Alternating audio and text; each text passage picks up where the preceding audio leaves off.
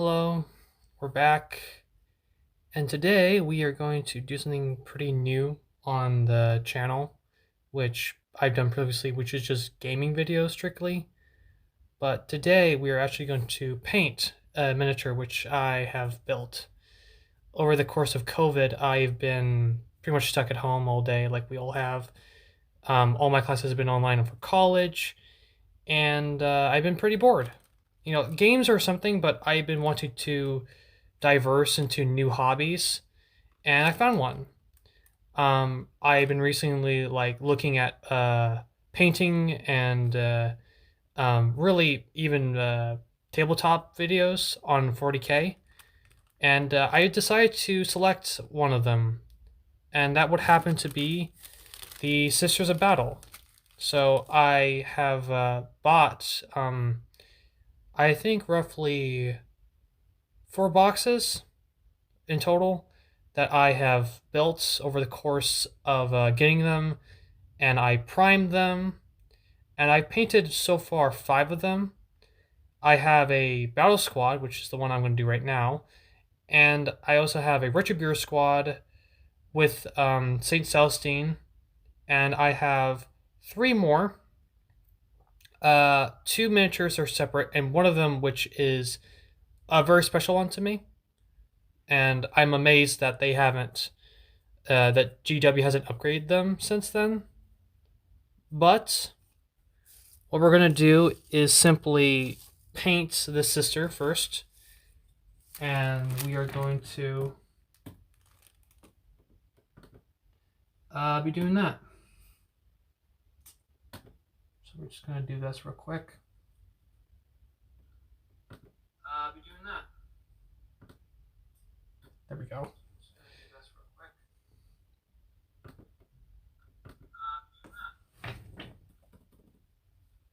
Sorry if there's echo involved in this.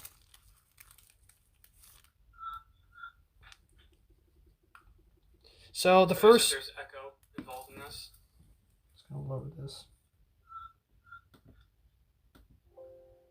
So the first... That should be good.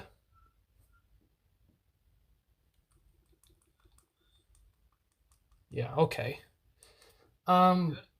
We are basically going to, because the colors I have today aren't exactly to the codex per se, but we are going to,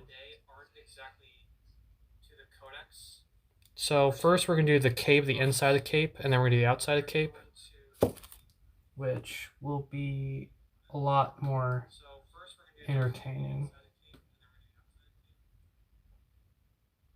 There we go. That should help. And so first one we're going to do, I don't have Citadel paints. I only have Art Painter, which is the one I'm using. I do have one Citadel paint, but we're going to use that for the, I think it's my wash paint. So we'll put that on last.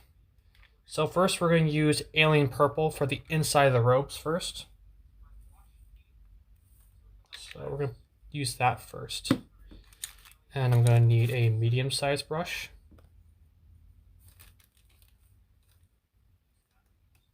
Just going to get a little bit on it. And we're just going to early touch upon the inside of the miniature. Just going to get around her, really just around her cape. I'm not too worried of hitting anything else on the other parts of the cape. So we are just going to really touch upon the inner parts, making it purple. Even though the normal color for the Sisters of Battle of Armored Lady is more of a wine-ish red, but it's always good to experiment with your own colors because it's your miniature. It's really about how happy you feel about the miniature. So that's an important part. And just really take your time with it. There's no really rush to do it. So don't worry about if you get something like, oh my god, I got like purple on her cape that's meant to be red, like something like that a little bit.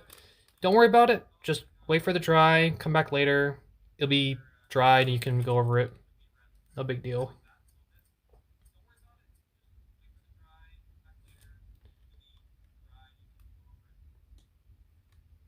So we're just gonna gently go over it. There's different ways to paint as well, for different reasons for how people feel like it. Um, the best way to really paint a miniature, most people how they do it, they look at the book or the cover of the box. That's usually just the base coats, but getting to those of what GW gets for their painters are actually pretty seasoned painters. These guys have been probably doing this stuff for well over 30 years, and so don't worry about of like getting parts of it towards other paints. Like, it's really about taking your time with it and enjoying it. You know, it's about making yourself happy of your work. Really. It's not so much of like, oh my god, that's the wrong color for the miniature for the wrong coat. You know, people are getting it wrong. It's like nobody's going to be like that. It's mostly like for artists wise of like what color goes with which color and that stuff. So we're going to touch upon the inside of the robes.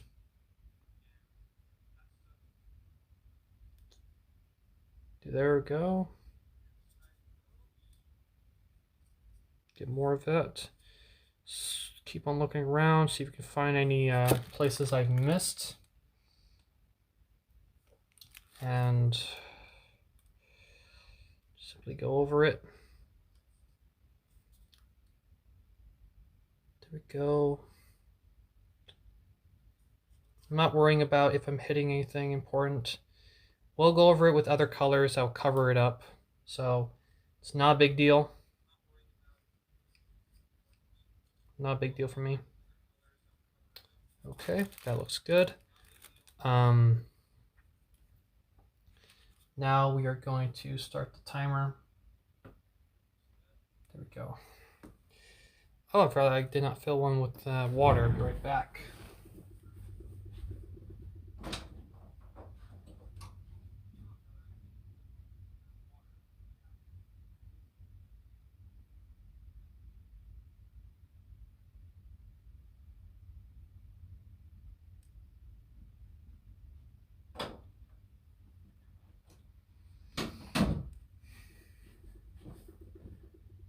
That was a slight miscalculation,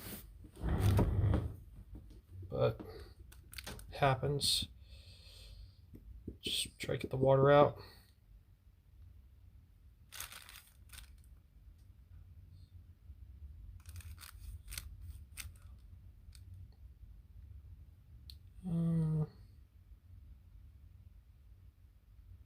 Yeah, I'll do that later. So, guess I'll probably put this. Didn't go that far, but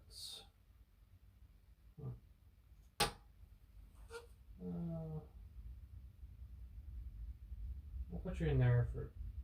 No, that's bad.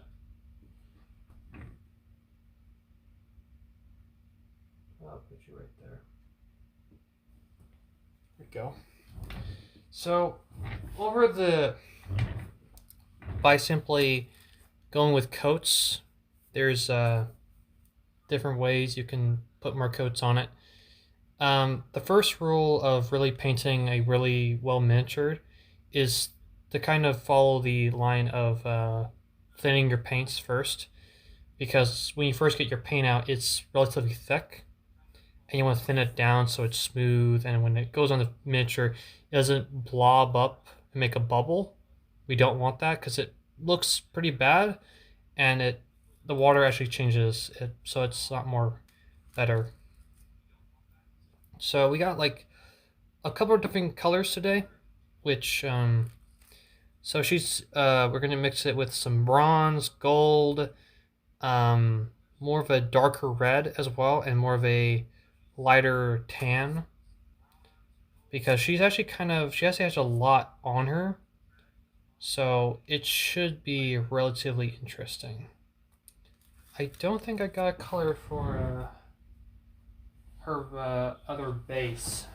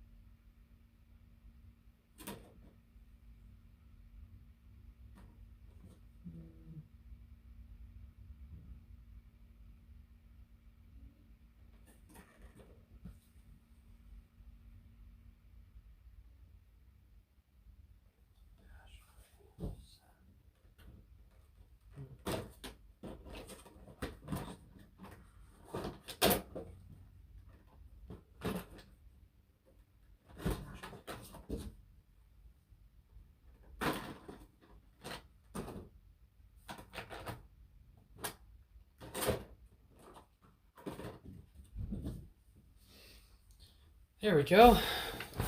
There's a color that we can actually use, so it's not too bad. Because she actually is standing on something on her base besides just the normal thing, so we're going to paint that as well. And we have roughly that many minutes. So,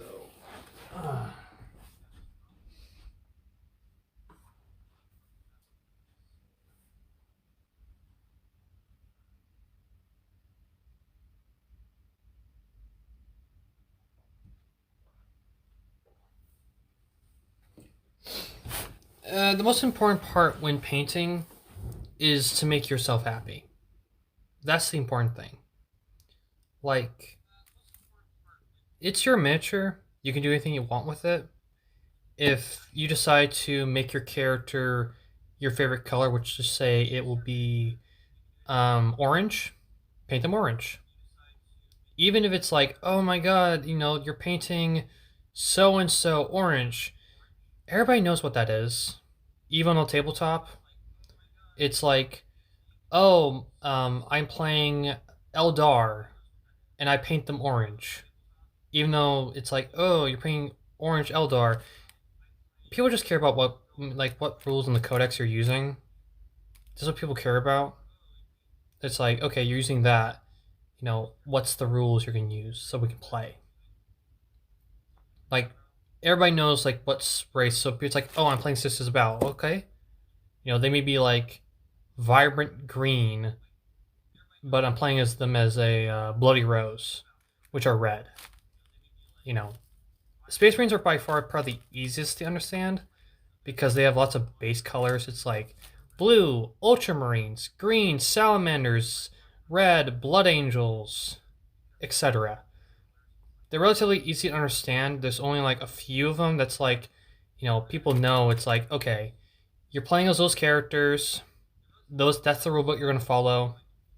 The real thing about what people get a little bit iffy about colors is when you have your whole army just one color and you decide to multi in the tabletop. Like, oh, this one, like you have two miniatures. Like this one is part of group, which is from the normal codex, but this one is from another. So I get benefits. And they look the same. That gets confusing, and plus you have to juggle around with their own rules that they have to follow, and their different play styles because they play differently too. Especially with Space Marines because they have a lot of stuff, Like you can make a sub chapter.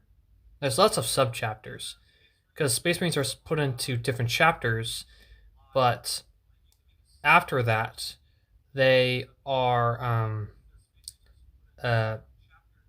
they follow different rules.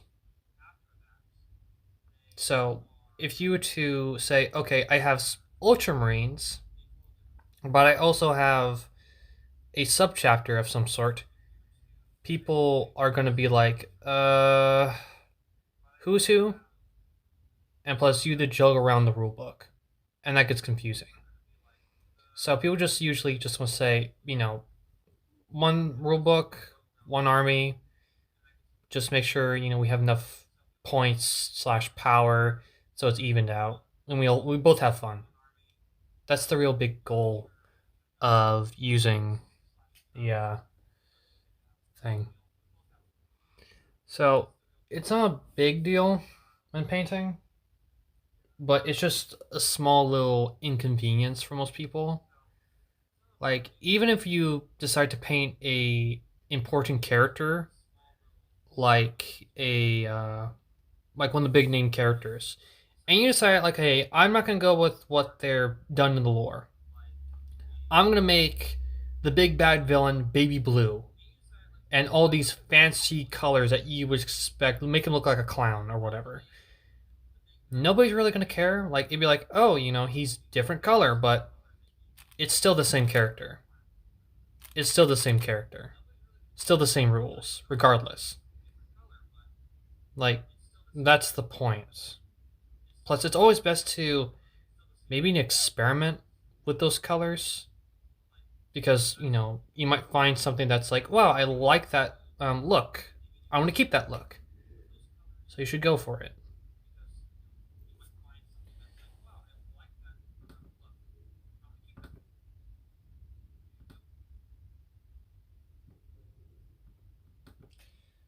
Of course, it's all about what you feel towards the miniature because they are your miniatures, regardless. You can buy pre-built miniatures or pre-built, pre-painted miniatures if you feel like it, but those are higher on the budget. I think these girls were around 40 or so dollars, $40 or $50 when I purchased them. So they aren't cheap, and also getting the necessary materials like a wet palette, brushes, of course, paint, and the tools necessary to actually build them, prime them. I prime them white, and then paint them later on. So this is definitely a hobby that when you want to get into, you need to buy the necessary tools to get them ready. But there are kits. There are kits. There are starter kits. If you want to hop in with just a starter kit, they do sell them with a brush, paint, and a one miniature that you build and stuff. It's relatively simple, pretty straightforward. But the first rule, if you want to get into it, is find the faction that's the coolest looking, your opinion, and has the best lore. You never want to paint something or do something that you don't like, because you're not going to put as much effort, you're not going to really care about the outcome, and you're just going to feel horrible. So it's always best to do something you like. And for me, it's the Sisters of Battle. Like, I like the look of them, I like the lore of them, I think they're really cool. I was contemplating to do maybe the Necrons because they just recently got new miniatures, and I was like, wow, they got cool new miniatures. Sounds great. But then I looked around the other factions, and I saw them, and I was like, wow, they're even cooler. So I went with them.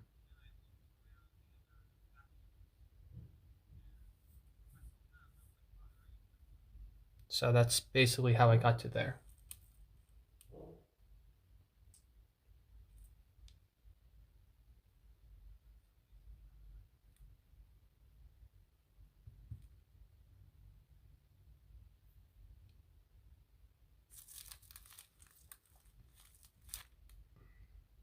Almost there.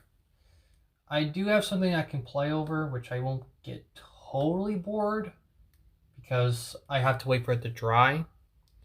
So I don't try to mix in the colors together when they're still wet. It takes roughly like 15 or so minutes, but I upped it to 20 because I really want this to dry and not be wet or somewhat close to being wet. So we have 1, 2, 3, 4, 5, 6, 7, 8, 9, 10, 11, 12, 13, 14 colors in total that we're going to put in this miniature. 14.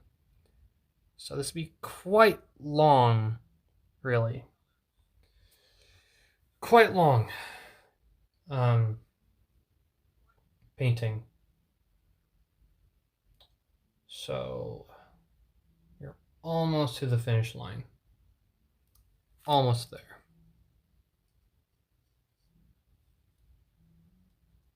Actually, I think I can stop right here for the timer.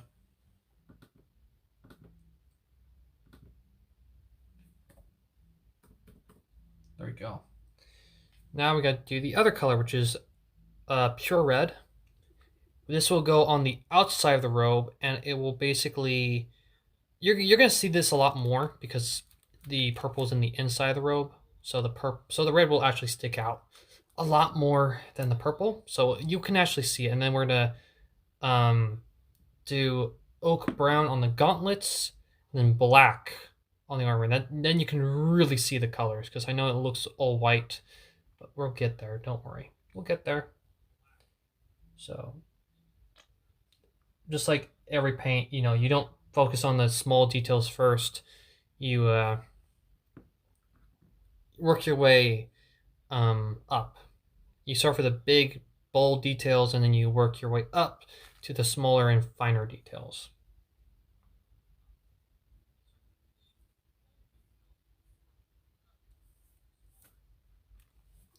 So let's just look around. The back of the cape. The back of the cape is by far the biggest part. There we go. Nice and red. Now you can see this pretty well. Nice and bold red. There we go. Don't worry about catching anything like the armor or anything else.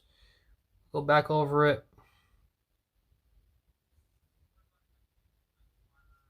Don't worry about that. Or the ground or places. Wait for the dry and go back over it. It's not the end of the world if you decide to touch something that's like, oh no, that's the wrong color. Don't worry about it. It's paint.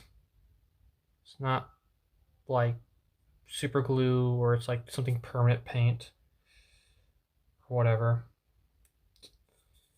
And now we got to do the shoulders, because the robes go up to the shoulders. Go. Get the other one. And there's also one in the front. Pretty vibrant red that we're touching. Go. Now we got to touch the front part. Not worrying about touching anything else, just want to get this color in. Go.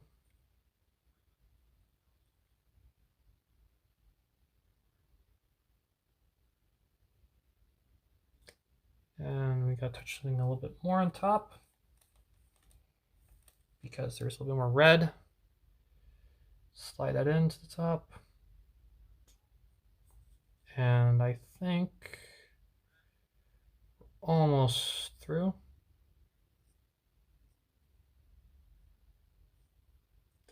Just do the underside of the cape. Put your brush sideways so don't catch anything. And don't forget to swivel the miniature around, because it's on a stand. You can do that. And a little bit more. Touch upon something else a little bit more. Go. Look around. More of the other edges. I'm not worrying, like I just touched the armor right there. I'll go back and go change that. Don't worry about it. And you can probably check now. Now you can see the red on the cape. Much more vibrant colors. Now you can really see it. So it's like that. Next part we're gonna do is the gauntlets and the corset. The corset is also it's also um, a brown, but we can't exactly see it. So I'm gonna touch upon the gauntlets and the mostly just the gauntlets in the back because there's a corset. So it's back of the miniature and the gauntlets. Those are gonna be brown, dark oak brown, and then we'll do matte black for the real big part of the miniature, and you can see the full colors, and you can actually make up more detail besides just the resolution, as you can see right now. Okay. Let's start the timer. Should probably have my drink closer so I don't have to go back and forth.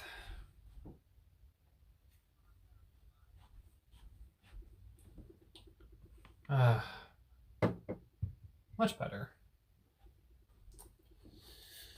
Much better. Much better. You know, it's my setup. It's my desk I have. Now we can actually do something besides just doing that.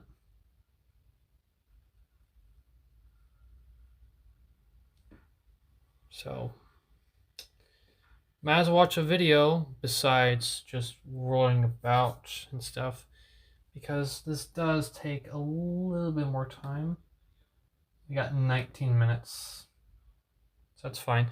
It should have roughly maybe an hour, actually probably 2 hours technically. Probably 2 hours of getting everything done, per se. So, you know, that probably is about what's going to take us a little bit more time.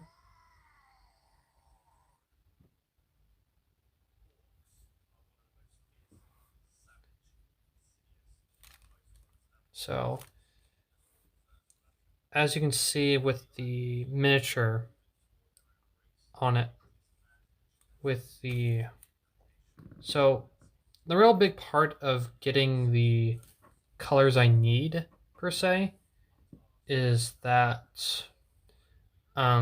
she also has a face. She has a gas mask on her, and she also has parts of her that are more of a metal metallic.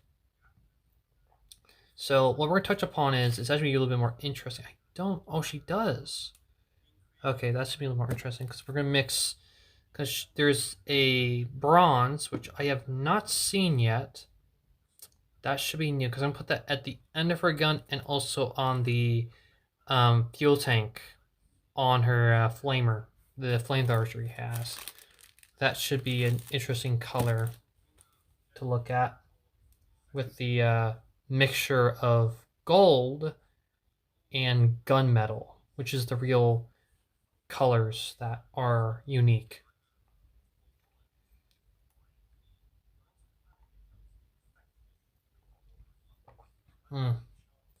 Delicious. Let's check back. In fact, I actually have my codex, so we can actually look at that and maybe even tell about the sisters.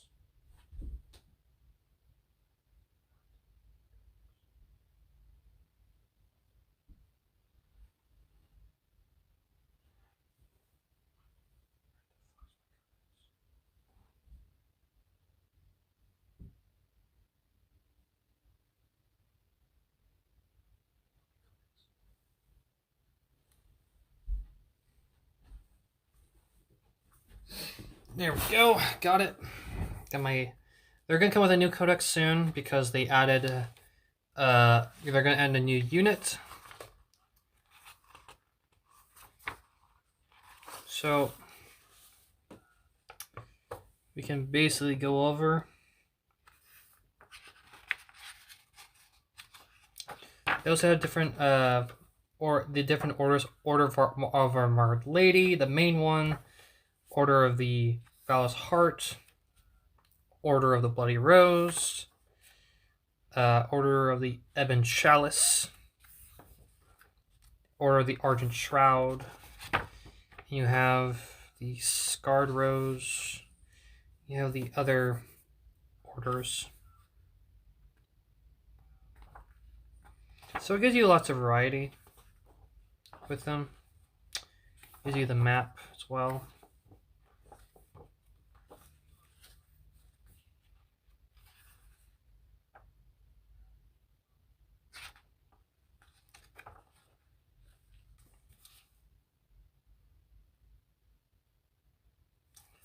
We can basically go over some of the lore together.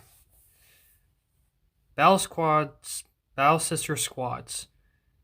The Battle Sisters make up the vast majority of each order militant. They are the foot soldiers of the Emperor, his sword of his defiance, and his shield indomitable breath. Beneath their thundering bolters, countless aliens, mutants, and traitors and heretics have met their doom.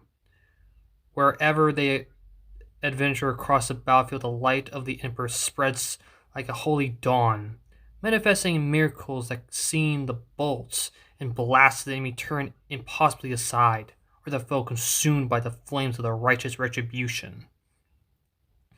Onwards the Battle Sisters march, their excellent prayers ring out more strangely at those breathtaking proofs of the Emperor's manifest divinity, and within the squeeze of their triggers they dispatch more of the unworthy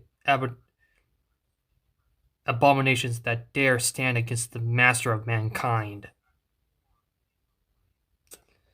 So, you do have others. Got Saint Celestine.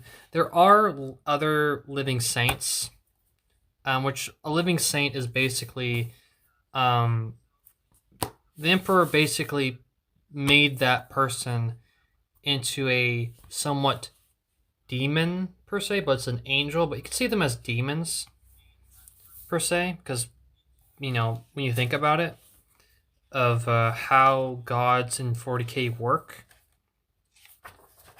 So not so much angels, but more like demons per se, because they follow their cause strictly.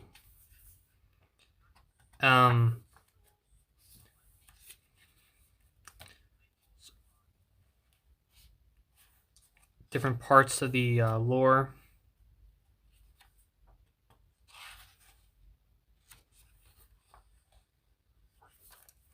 Lots of great artwork.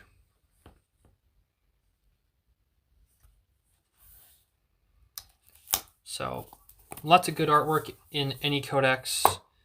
Lots of good lore that can help you decide on which one you want to do, and make them appreciate more. And also comes with a rule book, which, of course, I'm probably going to get a new one, maybe down in a few more months when they release them, because they're getting new miniature. Yay, that's cool. It's also good, but it looks goofy. The meme about the new unit looking goofy. But it's fine. They deserve some new units. They do. Give this some more luck. Because to be honest, the Space Marines have plenty of units. They have plenty of them.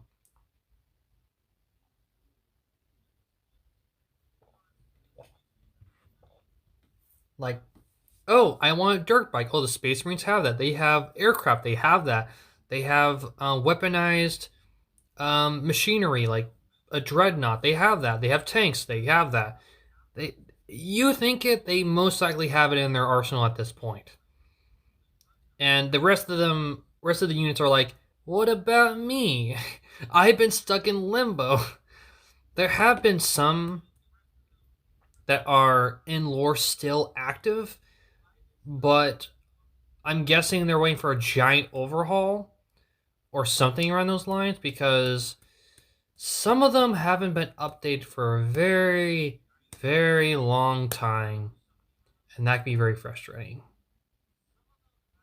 because you're using the old stuff, which then you had to say, okay, they work like this, but they can be run together for some reason. Even though in premise you could think, oh, they should also get upgrades, but nope. But if they did, they would destroy a lot of things that are going on. But then again, it'd be an interesting way. But they don't want a power creep per se. There's not so much power creep, but there's a structure of like what's valued as high and not high.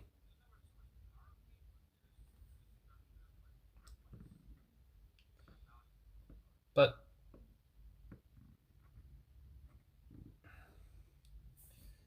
got 10 more minutes with this.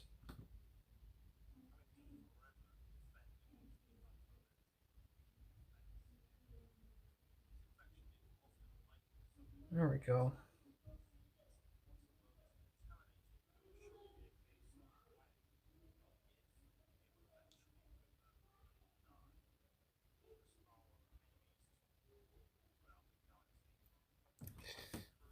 It's fine, we'll wait.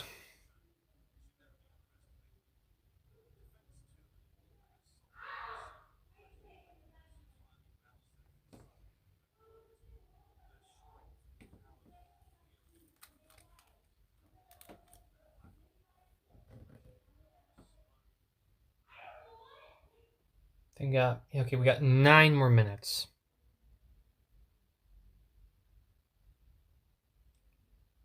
So it should be pretty interesting.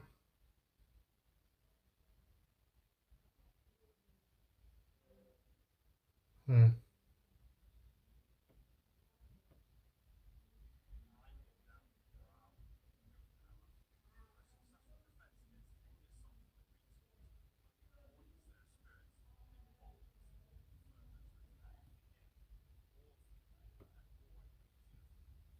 Let's just do this one instead.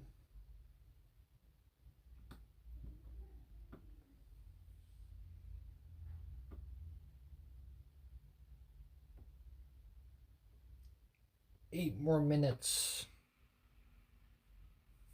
Dun dun dun dun dun dun dun. So much fun.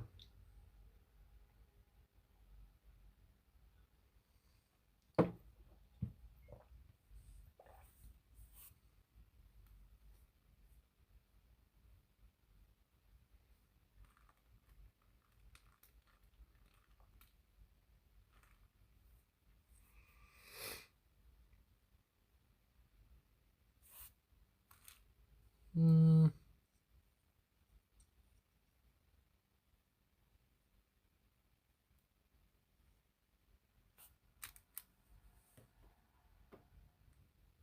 Okay, that should be good enough.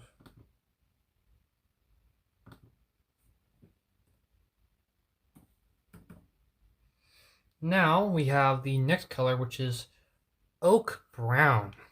This will be attached to the gauntlets and the corset of the miniature.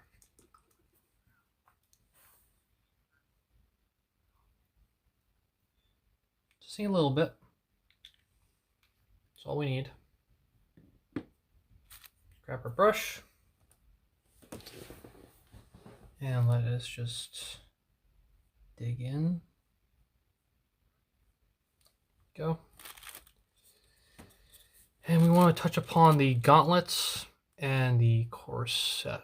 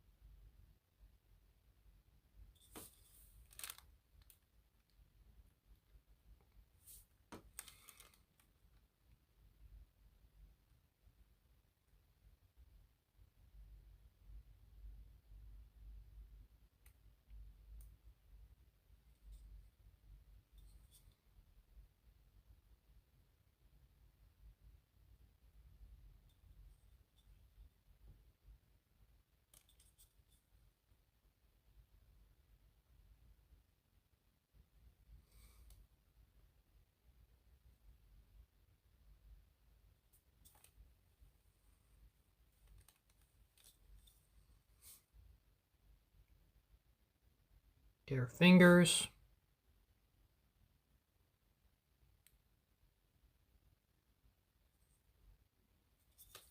Get her gauntlets. Like that. And now we just gotta start the timer. Go.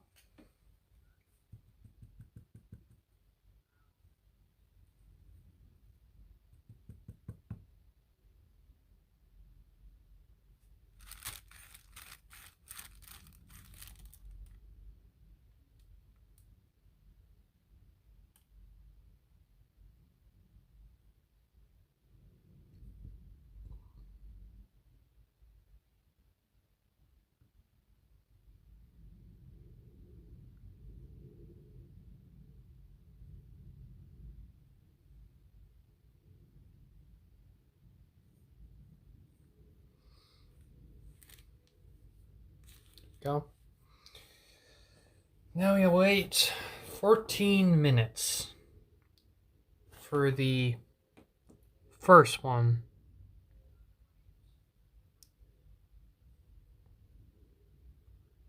My mother is my sister. Oh, howdy. Good to see you, my man. Thank you for watching. How you doing today? I hope you it might well enjoy me painting a miniature for the first time live. I've done others, which luckily are right next to me. So, my resolution on my phone isn't that good. So, you're doing fine? I'm doing pretty well. Being home stuck all day, it's been interesting. You know, basically being cooped up all home. Decided to pick up a hobby, and I'm doing this. So, it's great. So it's just gonna be you and me unless other people come in. So it's good to see you, my man. You know. So I'm basically gonna have to wait because I put on my third paint on my miniature, and I have roughly 14 paints in total that I will put on her because she has other paints on her. Okay.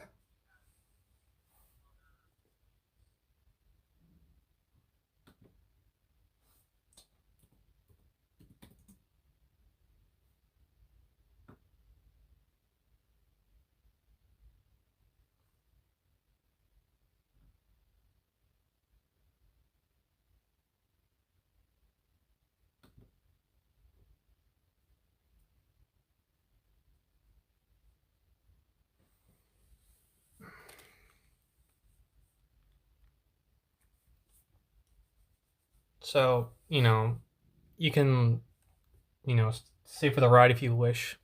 I don't mind. Like,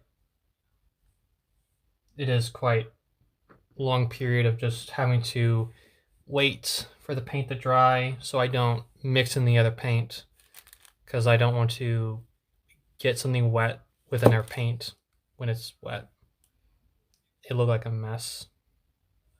So I might as well set up for the new one because we have roughly almost 10 minutes for the next layer will be applied.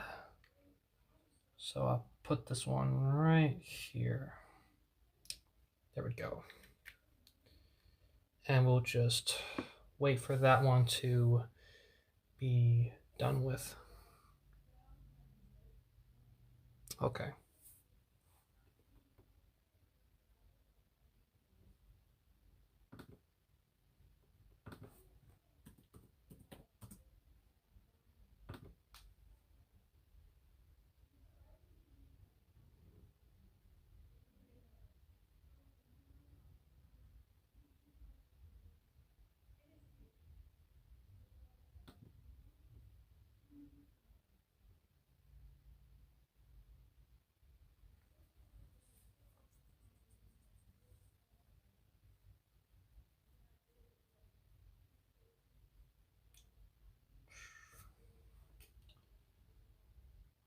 Okay.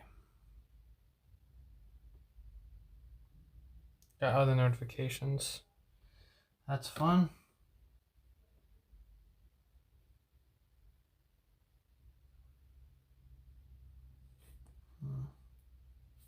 Okay, that's what that is. Okay. I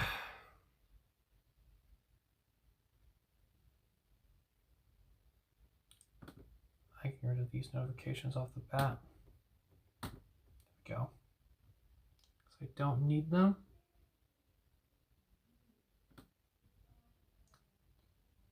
That should be good.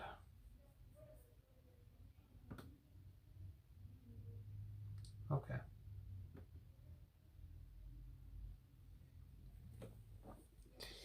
Just gotta wait for 9 whole minutes for that paint to dry.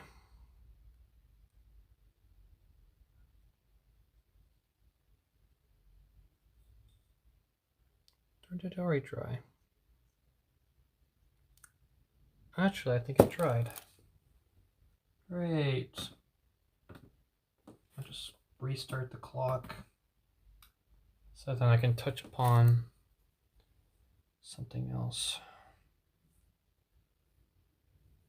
Here we go.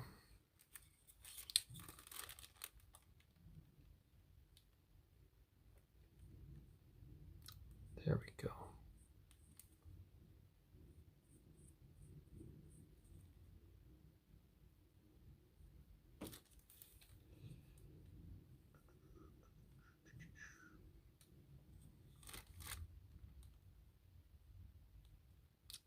Not too worried. Just gotta keep with the paint job.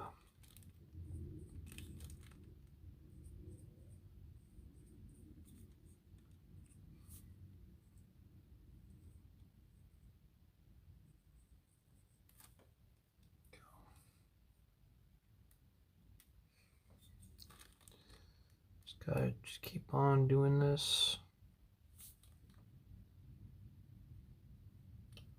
Should be a lot better.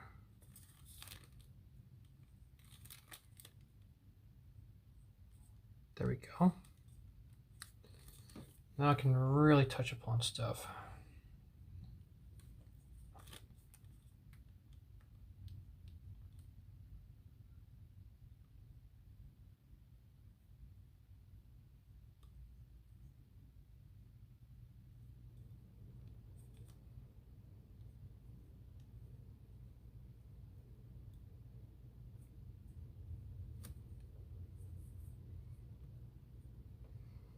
Jeez.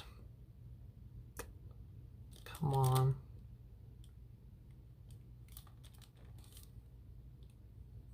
Get that.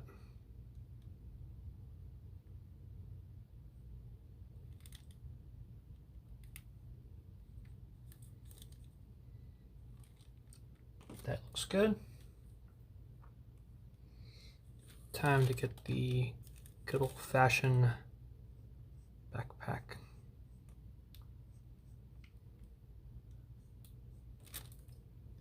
More.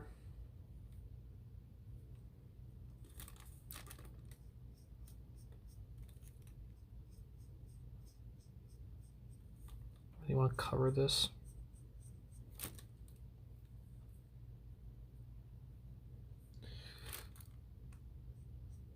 Probably gonna need a little bit more black, but see what I can do with this. Now we're just gonna cover the front and the shoulder pads on her power armor, which is a lot easier than doing the other things because it's just one color, and plus, you know, it's just one regular base color. Not too worried touch upon anything else because I'll just go back. There we go.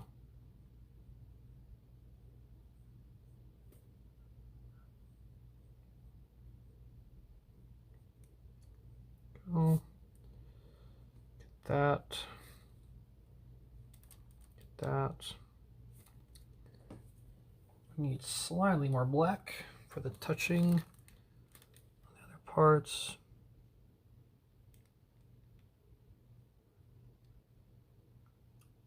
Go.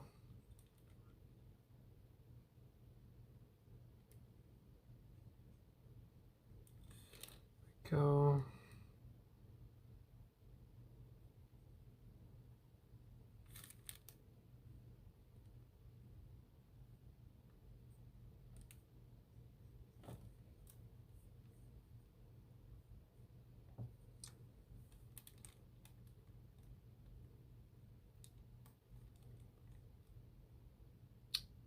How did I not see you?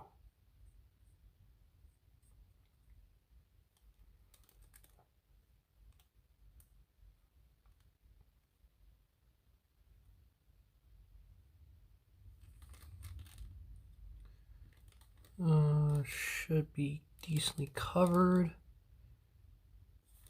Oh wait, not yet.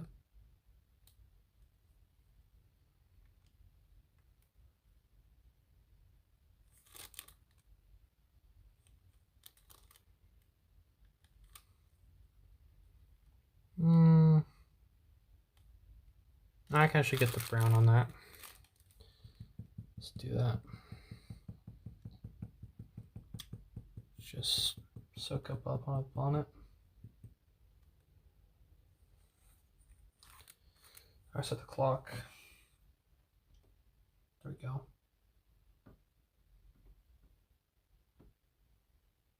There. Now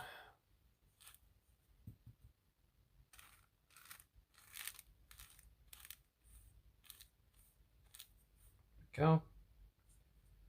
Get some brown. Let's go under that.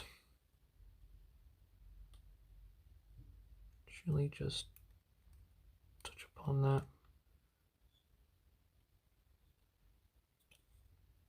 There we go. Get rid of the brown and then go back on the black.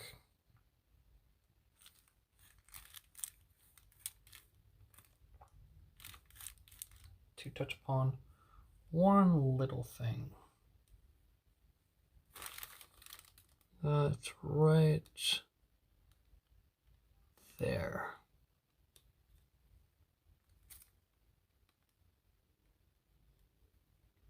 There we go.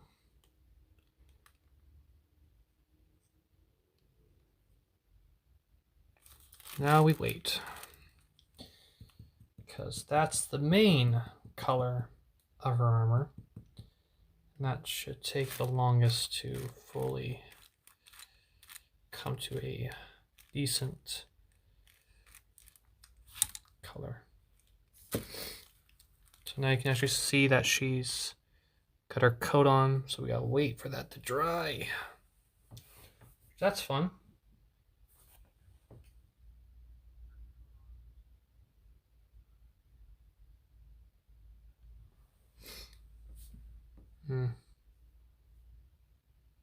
Jeez, it's almost been an hour.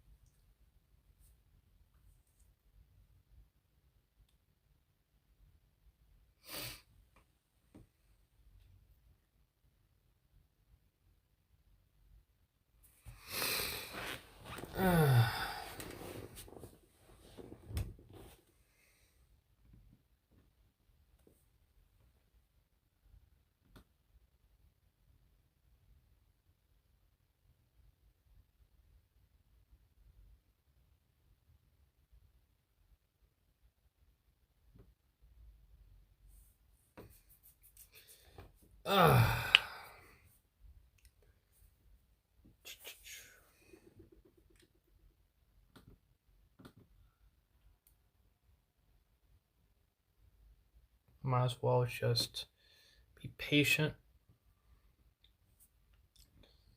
I could have just easily just popped in a game and started playing, which I guess I'll do that some other time. It's more just a relaxing thing, but kind of just want to get this off because just a little experiment, really.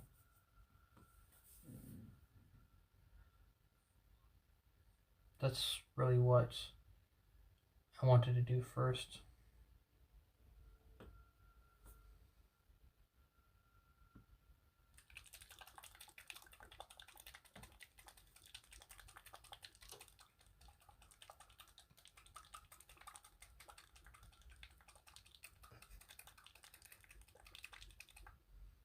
There we go.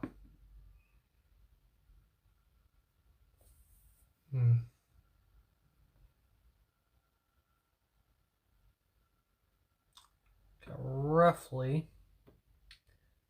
10 minutes before the paint dries. 10 minutes.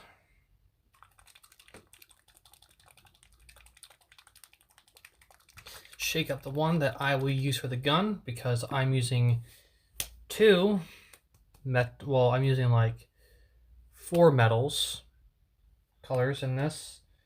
Gunmetal, bronze, gold, and silver. And I'll get to in that why I'm using those colors. It should be relatively interesting when I go back to touch upon some things when they've been slightly covered by the other colors. But no biggie. No biggie. No biggie at all. Check on it. Hmm.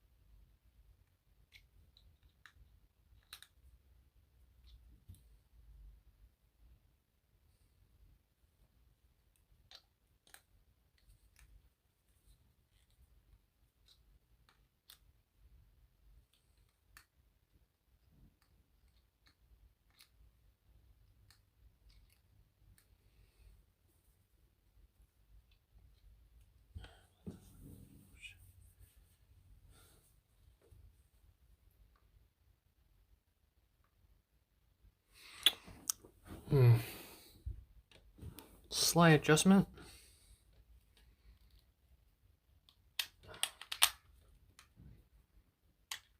Seriously?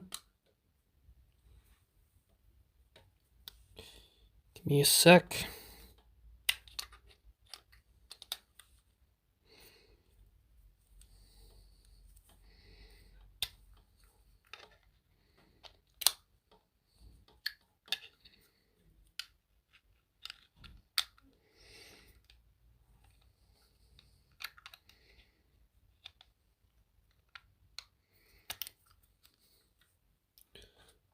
Isn't that just lovely?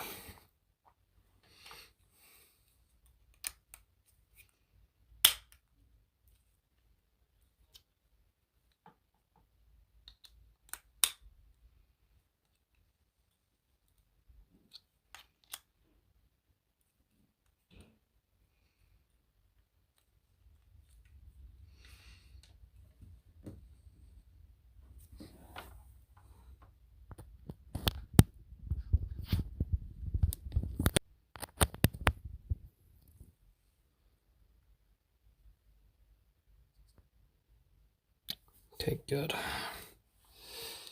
Most awkward change I've ever did to that.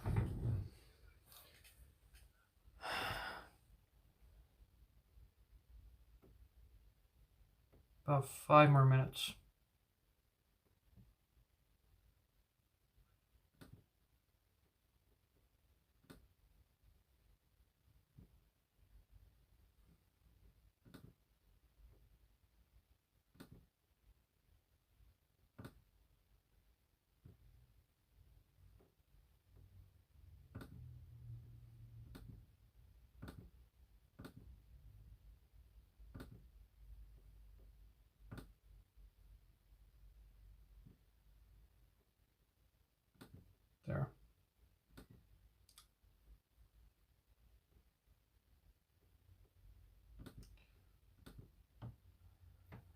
My phone was about to was not about to make it through to the end.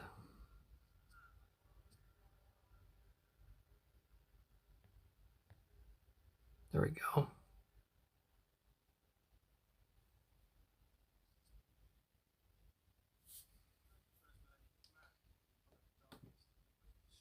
Five minutes. Yay.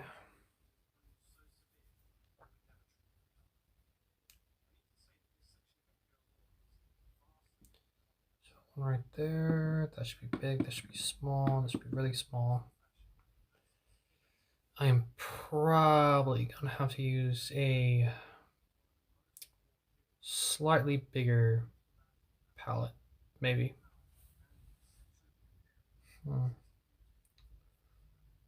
I'll work what I have. I can easily like boil it down to the colors I need by the quantity of them, and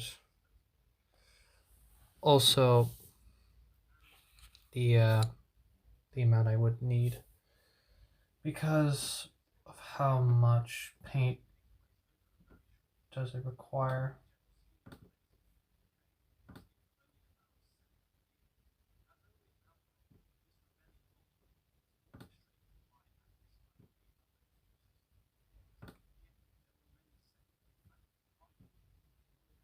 There we go. I hate that shit. Turn to dual screen and it just says, nope, I'm not gonna do that.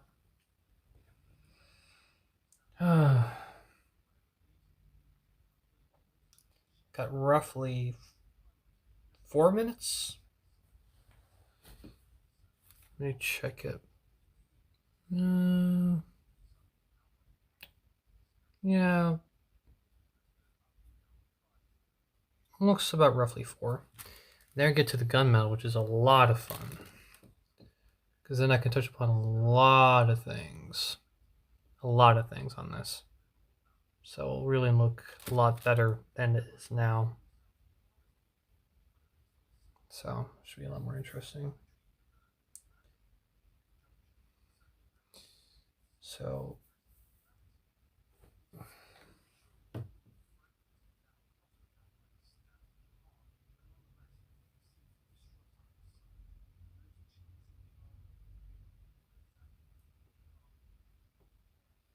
Three minutes. Jeez.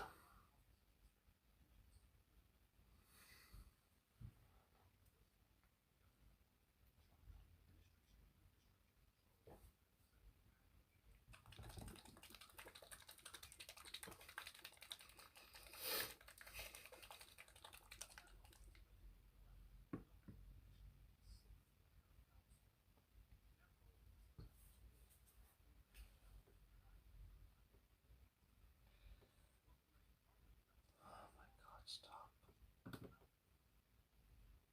Seriously.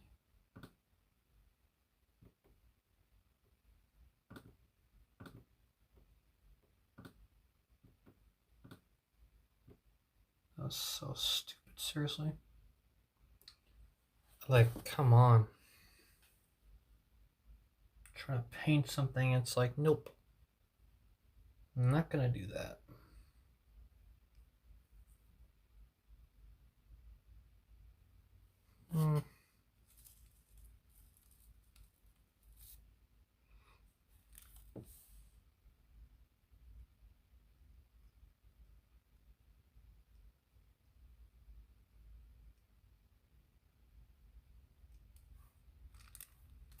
Okay.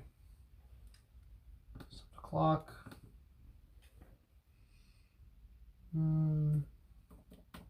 Do that. Now we have the fun stuff, the metallic paint. Now you really got to shake these up.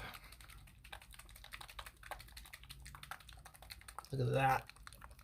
There we go. Gunmetal. Probably the most used one out of the bunch because it's for weapons and parts on the armor. So first we'll grab our normal brush, grab that bubble, and we'll work on the gun. So we're really touching upon the main part of the gun. Go. Getting the top part of the gun. But I'm not going to the tip. The tip, we are going to keep it roughly bronze.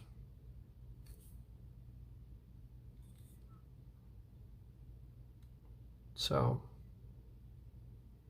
gently slide across like that. There we go. Get under there. Now slide in. Get right there. Got the gun. Now she has these cords on the front, on the chest place. Gotta touch upon those, which is actually relatively simple because you just follow the upward angle they go, and just let the brush follow. Now here comes the fun part.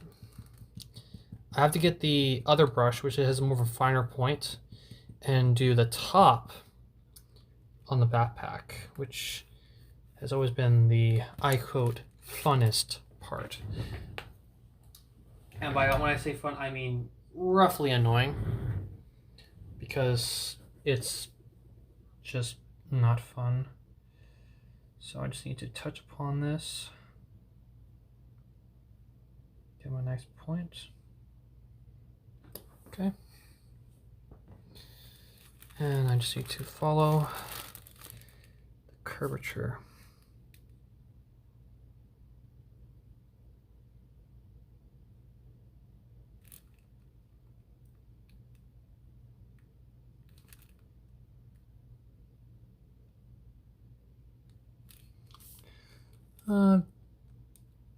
Decently made job. There we go.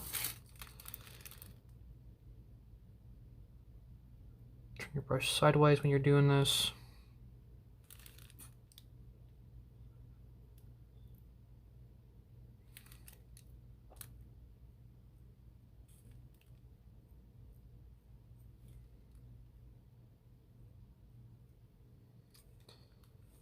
And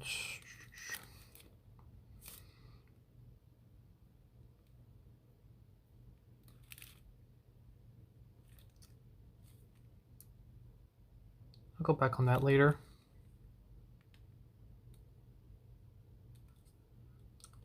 And that's the big old gunmetal parts that are done. See, her gun is shiny. And the next color we'll be doing will be bronze. Start the clock.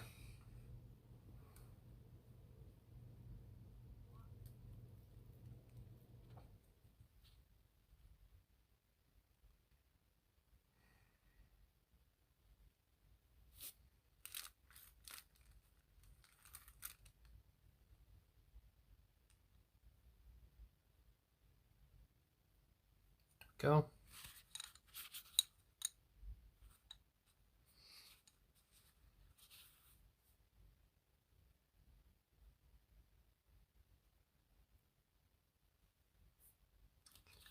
Go. Now we got right 9 minutes for that to come to a good, decent drying state. So then we touch upon the bronze, which luckily is just part of the gun. And then we're going to touch upon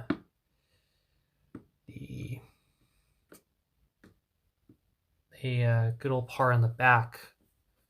So then we can just get that over with.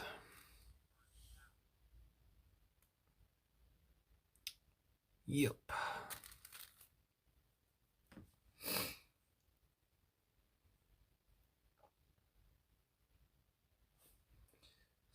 Just shake this up real quick because I haven't shooken this up at all.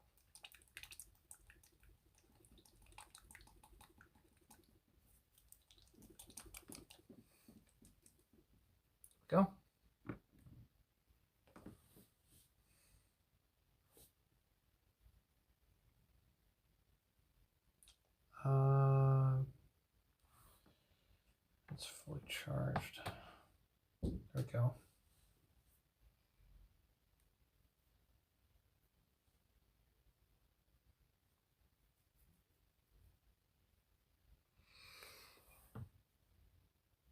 Just gotta wait.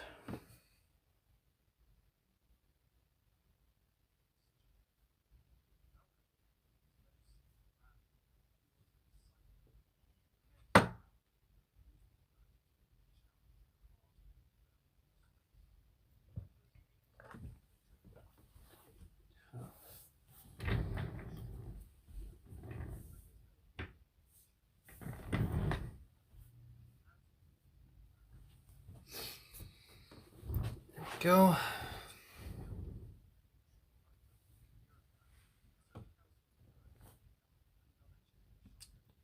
So we got roughly 5 colors done. We still have roughly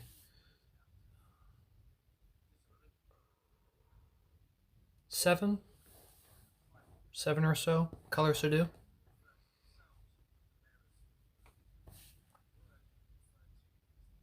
It's about 6 minutes left for the gunmetal to finally dry, because I see it's still wet. I really do not want to touch that when it's still wet. It's not gonna be fun.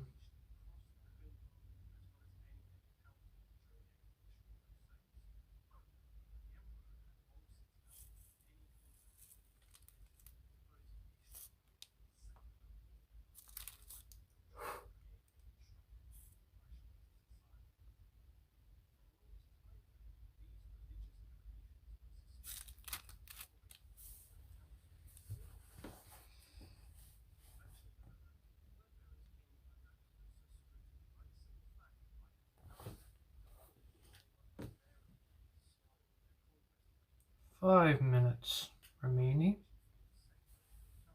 5 minutes. Then we put on the bronze color, which will be on the tip, also the bottom of the gun. And that can touch upon the cord, which is connected to the gun and the tip. Because as a cord, I'm not going to color it metal, because cords aren't usually just metal. They have a casing around them, make it more realistic.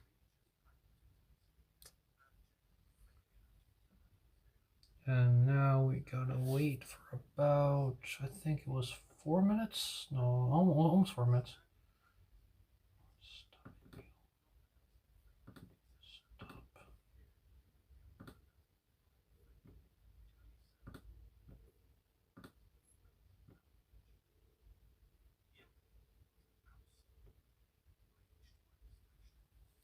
Okay.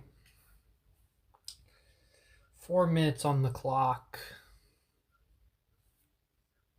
Just get a little bit of this, and we're gonna put this roughly near it.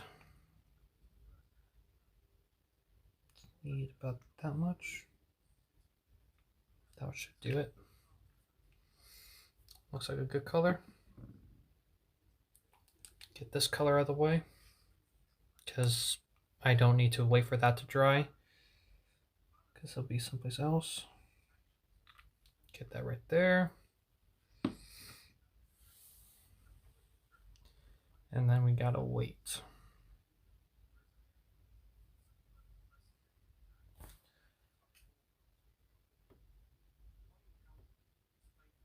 There we go.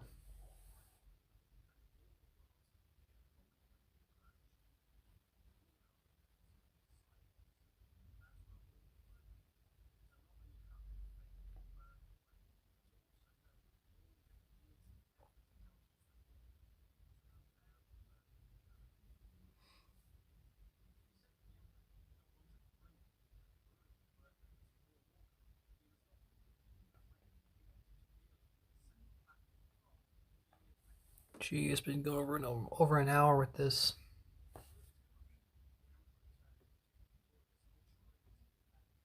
3 minutes.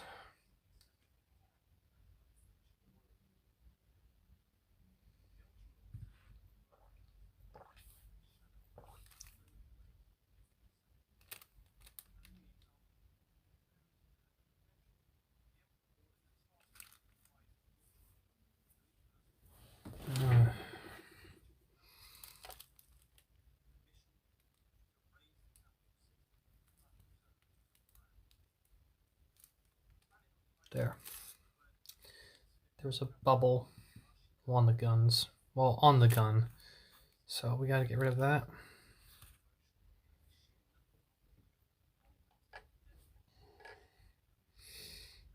Put this, that, because we're gonna need that. Because I can't put on the wet palette. And we got 2 minutes left. It's slowly coming along. Post a small picture or a video up later on.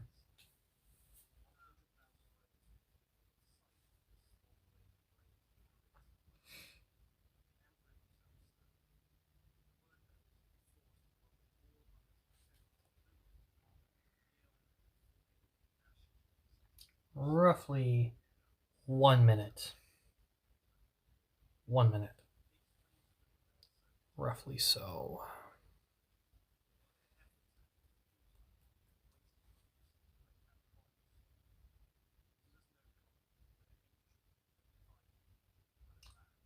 Almost 1 minute. Getting close to there.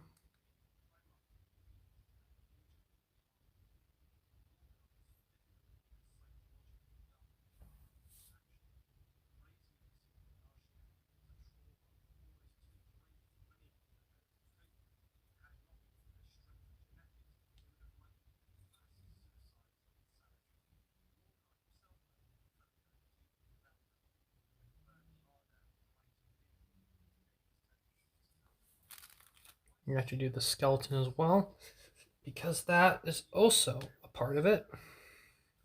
And it's not really touching it anyway.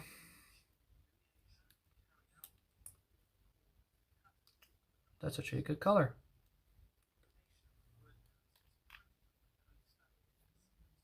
There we go.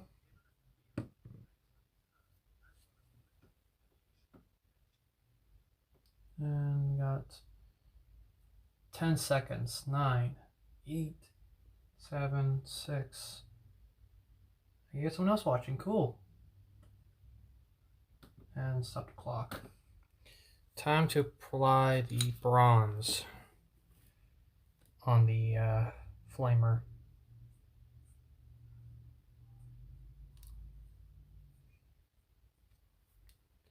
I'm going to attach this to the tip of the gun, as well as the canister.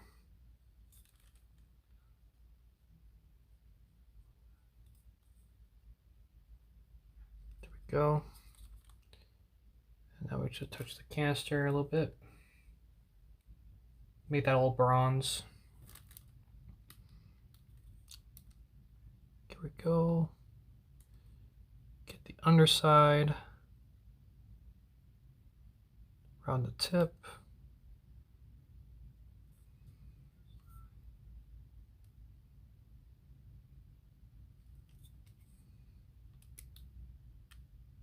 There we go. And get this under part. Much better. Much better. Now we have the gunmetal with the bronze settling in. And I'm going to go back. She actually has a purity seal on the back of her backpack with the scripture writing hanging off on this side. So we're going to touch upon with a more of a wineish red. It's glimmering blood, but personally it doesn't look like blood really, because it doesn't really have the consistency per se for blood what you would normally see, because when you're looking at blood per se in real life, it has a blacker tone because it's clot, because there's blood clots realistically, and then you have more of a brighter color red outside of the blood clots. Even when you're bleeding, like from a nosebleed, you have blood clots. Oh, thank you. Thank you, man. Thank you, Pen.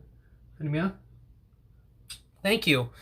So it's my new way of streaming. I've been streaming. I streamed Call of Duty, the remastered, and then I uh, streamed Call of Duty and Ghost of Tsushima. But I'm deciding to branch out to do this. So even when you look at the at the color of wine of the glimmering blood, it doesn't look like blood. It looks more like a wine-ish red. So I don't know why they say it's glimmering blood.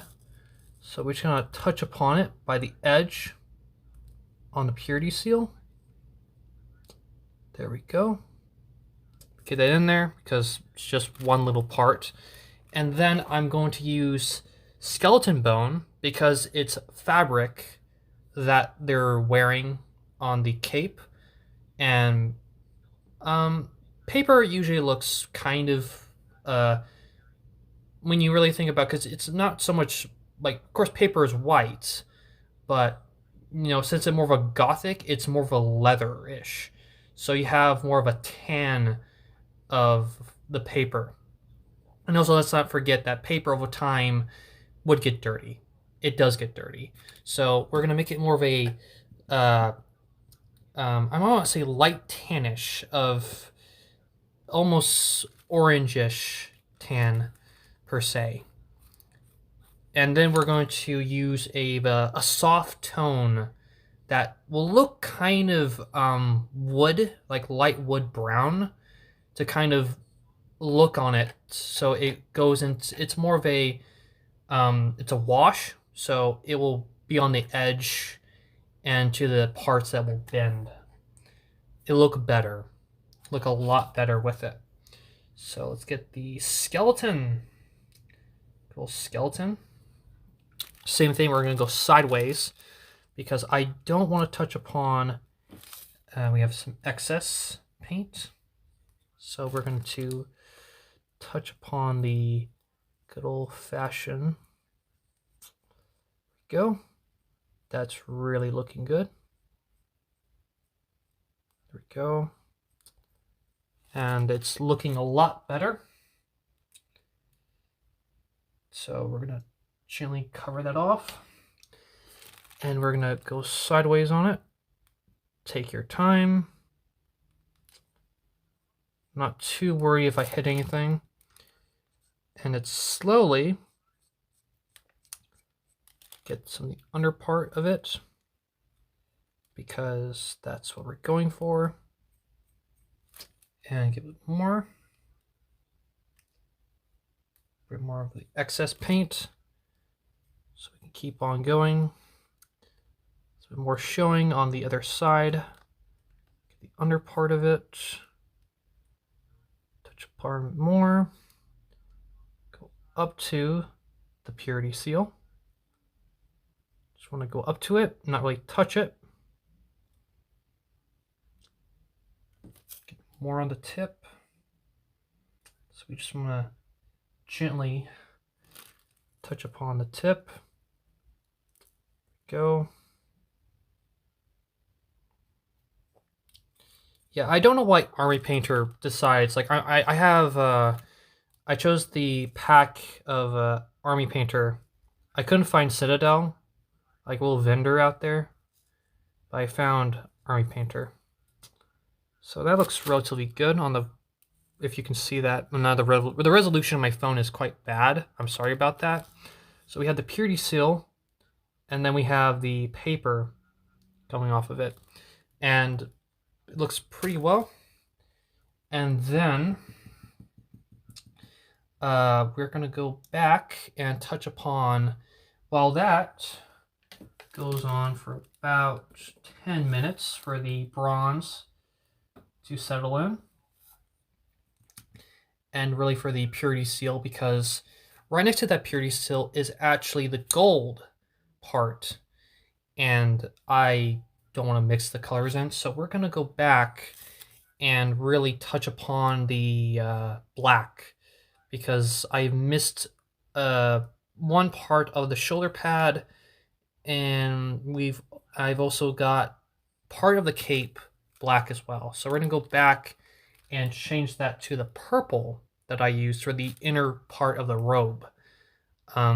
Normally that would be more of the wine red, the glimmering red, theoretically speaking, for the real color scheme I'm using.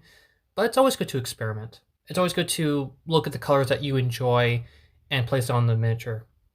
So the inner side of the cape is more of a royal purple, and the outside of it more of a warm, bright red. So we're gonna go back. Let's get our black, and we are gonna touch upon the shoulder pad on one of them. Get that. And we are going to touch upon slightly near the chest area, the front. Go. And just slowly touch upon that. Gonna wash the black off so we can go to the purple, because the purple is the one I really touched upon, because when I was doing the legs it washed off onto the purple inside robe. So we want to go back and make sure that's still a very warmish royal purple. Even though it says alien purple, it's more of a royal purple. So we're going to touch upon that. There we go. Not too worried that I'm touching part of the reddish. There's also a grenade that I can actually touch upon with the gunmetal. So I'll touch upon that as well. And we can also touch upon the red part of the cape to make it more of a, bring out more of that red.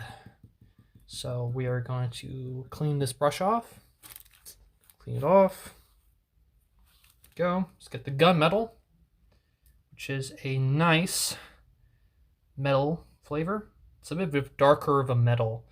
Has some black tones in it, so it does show up pretty well on weapons. For swords and such, I would say for swords, you want to go for more of a lighter silver, because you would expect the person to not let a sword corrode. Like, it would make sense, but for the blades of the teeth of a sword, you want to make it more of a shiny silverish color, not so much gunmetal, which kind of follows more of a darker tone with blacks.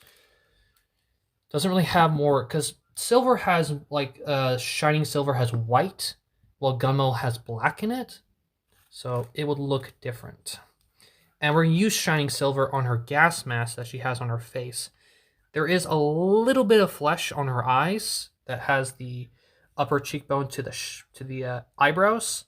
We're going to call that a elvish flesh. I already did one. She has more of a darker toned skin, per se, more of a tan skin color, but we're going to make her more of a lighter skin color. And we'll go back on her hair to make it white. I'm not going to use a wash on her hair. It came out more of a brown color when the wash that I came with it. So we are going to basically keep it white. The next color we will touch upon, Seeching, will be the red. And yeah, definitely the red. And we'll get the, I think we have time to touch upon the other part, which I'll get, let's get the white out here, the matte white, which we part of the shoulder pads as her hair as well. So it will, she has an eagle crescent on her right shoulder pad, actually on her left shoulder pad, and a symbol on her right, as well as her hair color is also white. So we will also use that on a, let's put that right below there on our wet palette. And we will now touch upon this small cord, which is connected to the the front part, which is bronze, and the gunmetal of the gun. So we'll use our more fine tip brush, get some of that black, and we're going to gently caress this cord, because cords are generally a color that doesn't exactly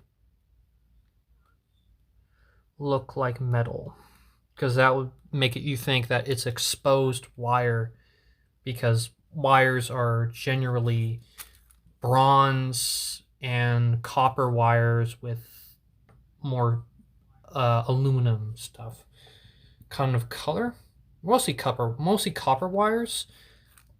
So there we go, touched upon the small cord, and now we can go back and check around. That red is really going through it pretty well. Let us go back on the red, the pure red. So we'll touch upon that. And we're going to go over the cape. Touch upon the cape.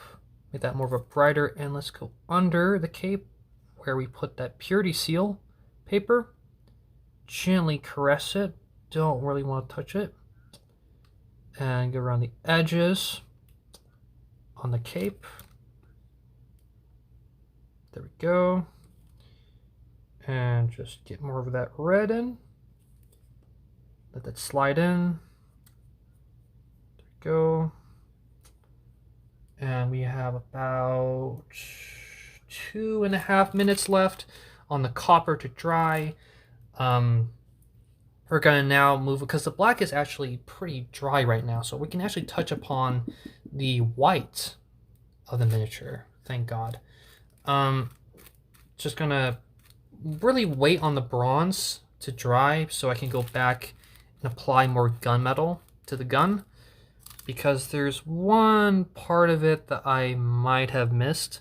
So we're going to come back on that. And we are then going to apply, once the timer also goes for about a minute, I would say, that's when the purity seal will be dry. And then we could touch upon the gold, which will be applied on the bottom part. She has a small, the Inquisitor symbol hanging on her robe on the little part. She also has the chest on the center. And the backpack has a small symbol, which will make that gold. So let's go on to the white. We will touch upon her, let us touch upon her shoulder pads first. It's just a simple coat. Just gonna brush that on. Go. There we go, got it. Got the coat on. And we want this small symbol. Let's get her hair. There we go. I'm not too worried I got this on the black, because it's paint. Wait for the dry. Put on the right color. Like, I know some people are like, oh my god, I got the white on the black. It's paint. It's not like glue or something that's like, oh my god, that's really bad. No, just paint. Go. And we are going to go back with the black and touch upon that later. Go.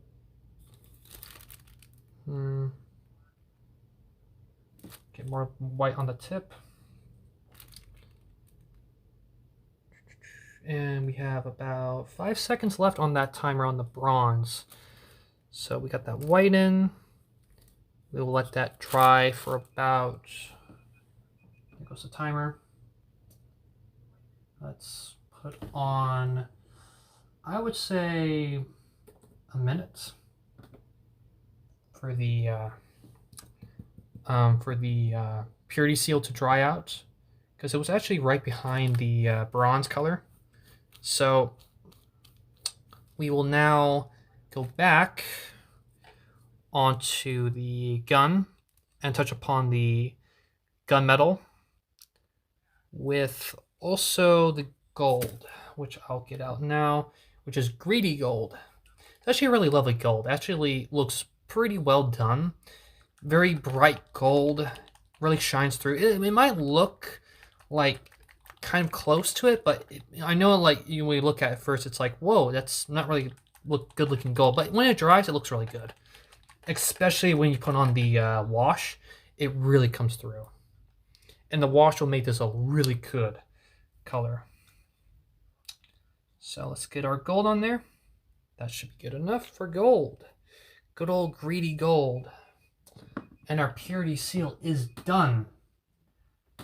We'll wait on the clock. Let's get our fine tune brush. And we're going to touch upon that purity seal in the back first. And then I'll get my normal brush to touch upon the, we're going to touch upon the front on the chest plate with the finer brush and the back. And well, actually, not going to use the big brush on it. This is more of a fine tone brush.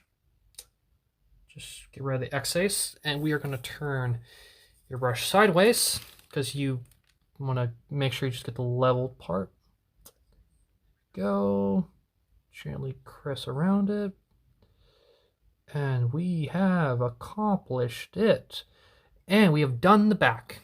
The back of the backpack has that small gold portion next to the purity seal, which is red.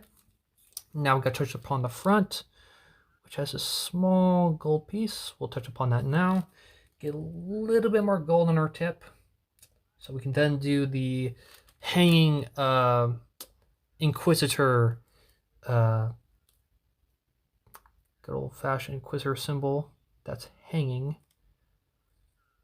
from her hips, well, legs, well, waist per se. Waist, that's the right word.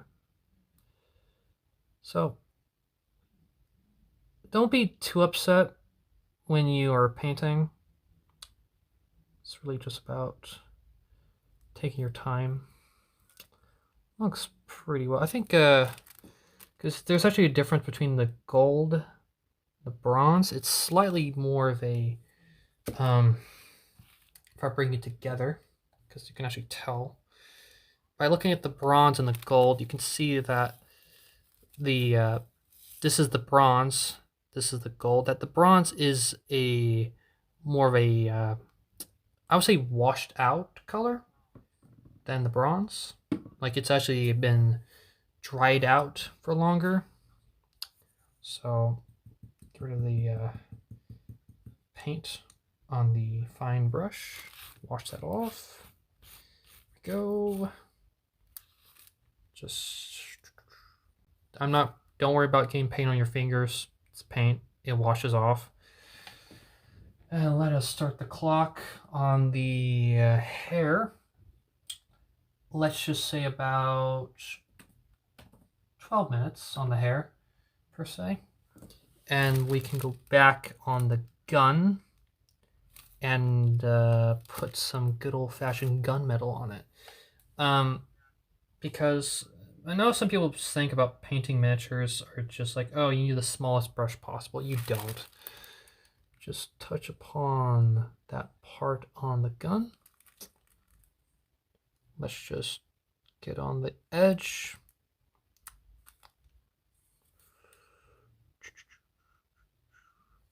Go, and we got the gun. There we go.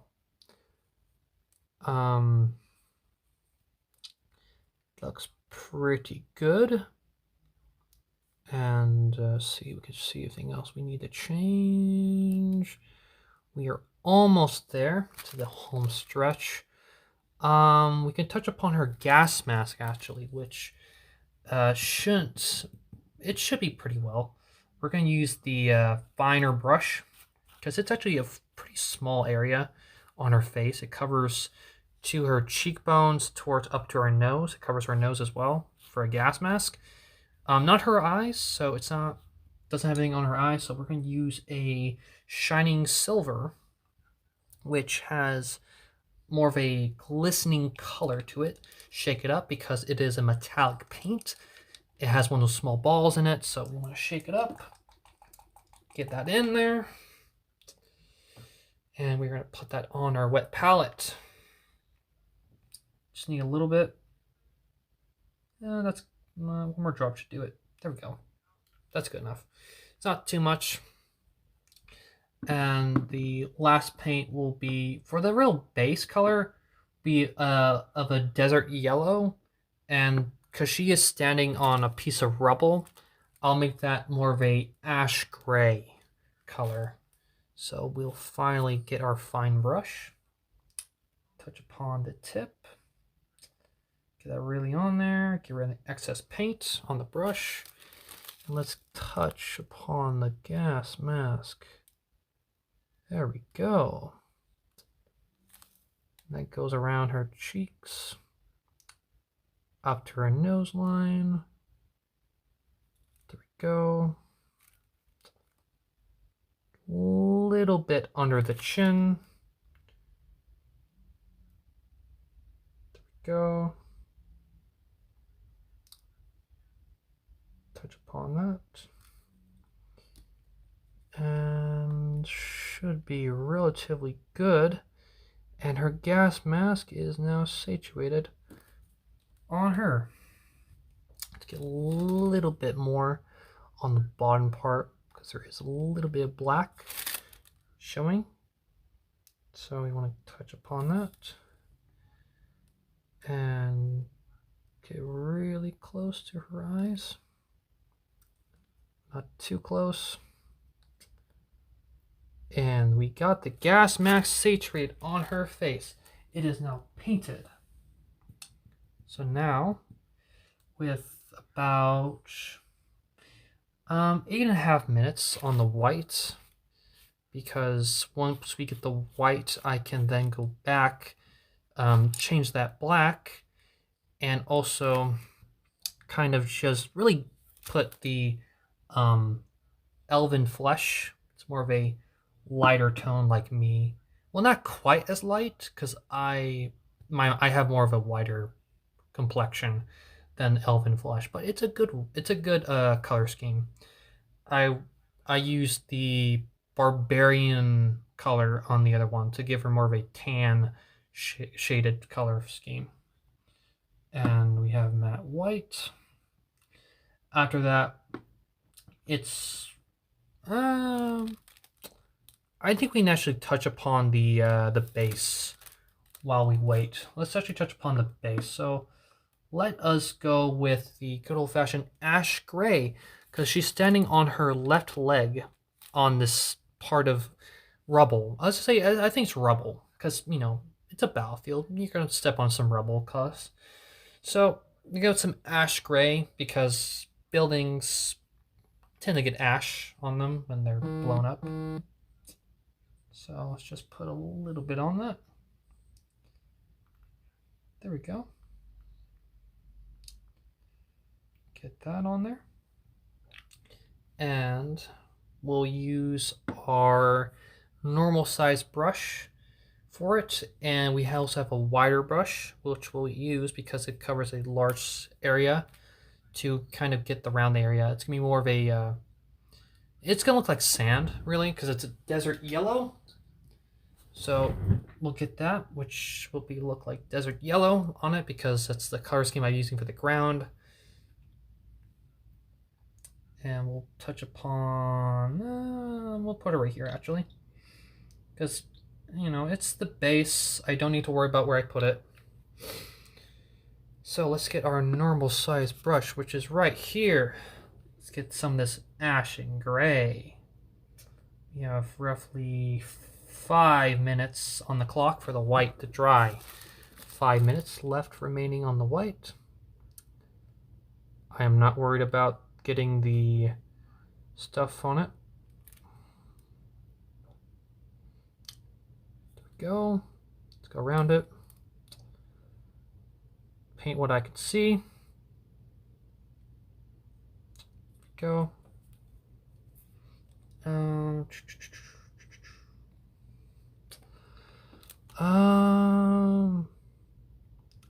other part as well. And let's just try to touch upon the slight right there. There we go. That looks good. And we'll touch upon slightly around. Ooh, I did not touch upon the inner part of the leg. Wow. I just noticed that. We have roughly 4 minutes on the clock for the white to dry. So slowly, I can see it drying slowly. It's almost getting there. So we'll actually get more of the matte black. A little more of that on the palette. There we go.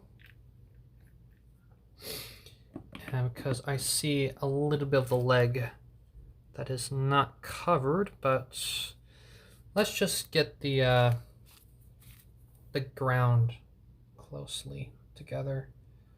Get on the brush. There we go. And just the ground area. Really more of a warmish, kind of fine color for sand, I would say. For desert color.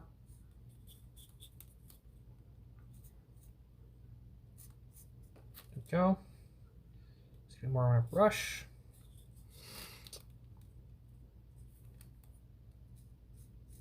There we go. Go between the legs. Under the foot. Because her foot is raised in that section.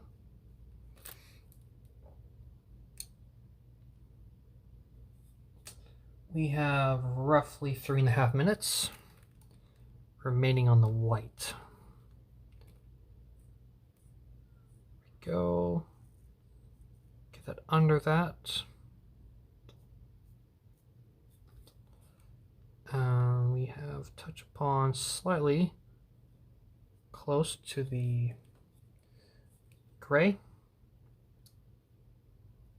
I will let the gray settle in while we touch upon the finer edges near the cape. There we go. And we'll go back because we have roughly 2.5 minutes left. So we'll stop right there for the good old-fashioned sand. And we'll go back on the back of the leg because I see that my primer is showing through. So we're going to go back and we're going to touch upon with our normal size brush with the black. Get rid of the excess paint attached to it. And we're going to go back on the back of the leg, just right between the, and gently go up on it. There we go. And I'll go back on it. We have 1 minute basically remaining. Okay, do we have any black showing? Yes, we do. There we go. Slide on the backpack with the gunmetal, slightly. That should look good. Looks good. Looks good. We'll go back on the red once the gray settles in, which should be about, roughly my estimation, probably 10 minutes on the gray. Probably 10 minutes. I would say 10 minutes on the gray. So just get rid of that paint. And we have about 1 minute remaining on the white. And then when the white dries, we can get that elven, good old-fashioned elven flesh, which we'll just need like probably a dot because it's just, you know, the eyes mostly. So we'll just touch upon the eyes, just get a small dot, please. Come on. There we go. That's good. And after that, we'll just have the null paint with the wash, and then that'll pretty much be the end of the stream. because, well, and then we got to cover the around the side, the base matte black. So at least it's a base, because normal bases that you would see on a miniature are black to a degree, or because it's like you get the flat part and the edge work is black or white, depending on the normal color you would want to use. I can keep it white, but the paint will just slide on it and look weird. So we have 5, 4, 3, 2, 1. There we go. And let's just put, let's put 10 minutes for the ground part to dry. And the white seems to has, gently touch it. It has dried. Yay! I'll go back on the black to touch upon a part. But right now, let's get our fine brush, which is now get that little bit of that tip on. A little bit of that tip. There we go. And we just want to touch upon the inner side of her skin.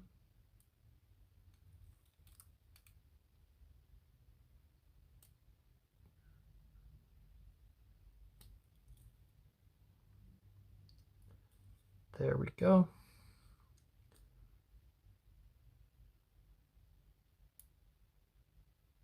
And that should, I'll go back and change it, but right now let's go back on the black and cover any part that the white might have just overflowed on by my paint job. So let's get our normal brush, get on the black. There we go. And let's just gently caress the bottom part as well as the shoulder pads. Make that black, especially on the part as well as the back of it. There we go. Get more black on that tip. Running excess paint on it. There we go. Looks really good right now. And that white's showing really well through. We can actually touch upon the upper part. There's a small part that's slightly raised on one side. We'll get our brush. So it's black on it. Gently go over that. There we go. Look on the under part of the parts. That looks good. Looks good. Get more of the black on the pants that might have turned a different color on this leg. Go. So far so good.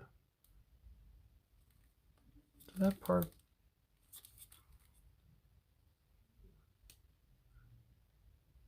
There we go.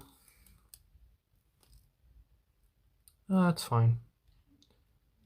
And we have a small part near the chest that's not the right color. We're going to use our finer brush and just basically turn it sideways so we don't touch upon anything else. So get more of a finer tone. Get rid of excess paint.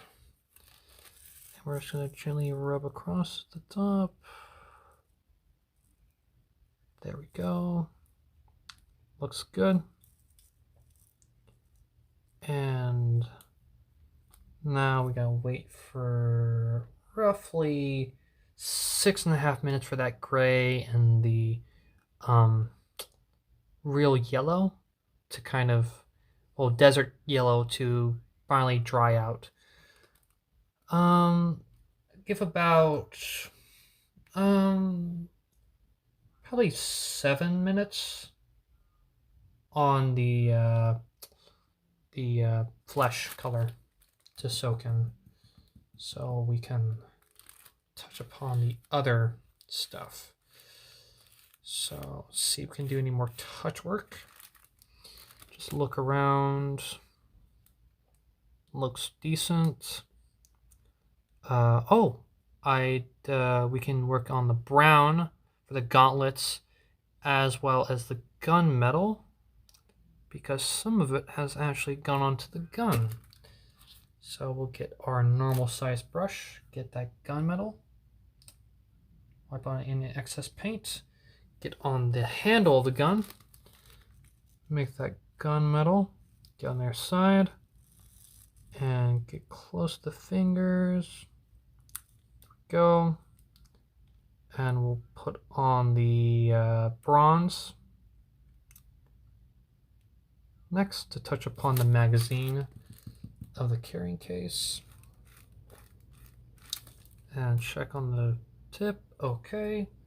Get some of that good old-fashioned bronze.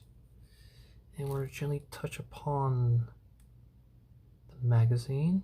Well, the canister. I think it's called a canister. I think it's called a canister. So get that bronze in.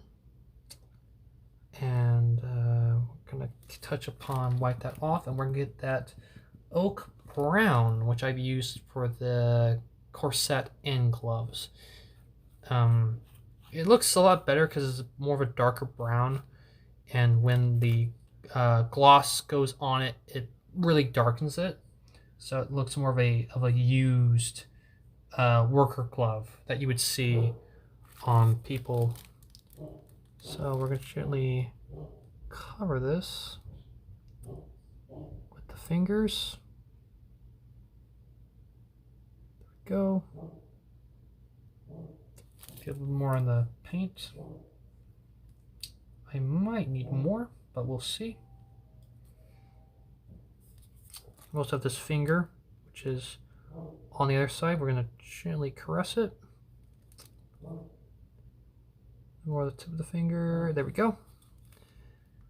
And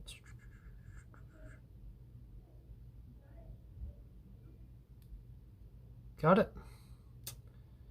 And we have roughly 4-ish minutes to wait on the skin. And we have actually touching it 3-ish minutes. Yeah, because I just touched it. One part of it was still a little bit wet. So we have roughly 2-ish minutes to wait on that good old-fashioned gray. But I think we can actually touch upon the boots. Yeah, let's actually do the boots now, because the boots need to be black. Well, the armor is black, so get some of that black on. Just get rid of the excess paint that we do not want. Touch upon the boot.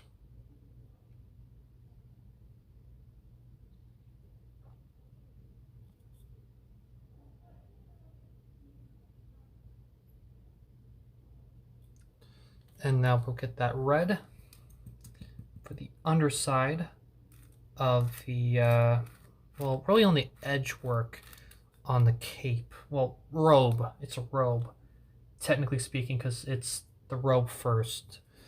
That's that she's wearing. That's the red and the purple. So we'll gently slide it under like that. There we go. Get some of that red on. And go around and check if there's any part else that needs to be red. A little bit right there. There we go. Wash that off. We have roughly 1.5 minutes left on the ground. So let's just see if we can do anything else on the white.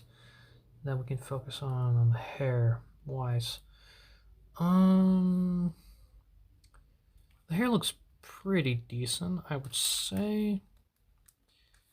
Oh, a little bit on the back of the hair. A little bit on the back of the hair.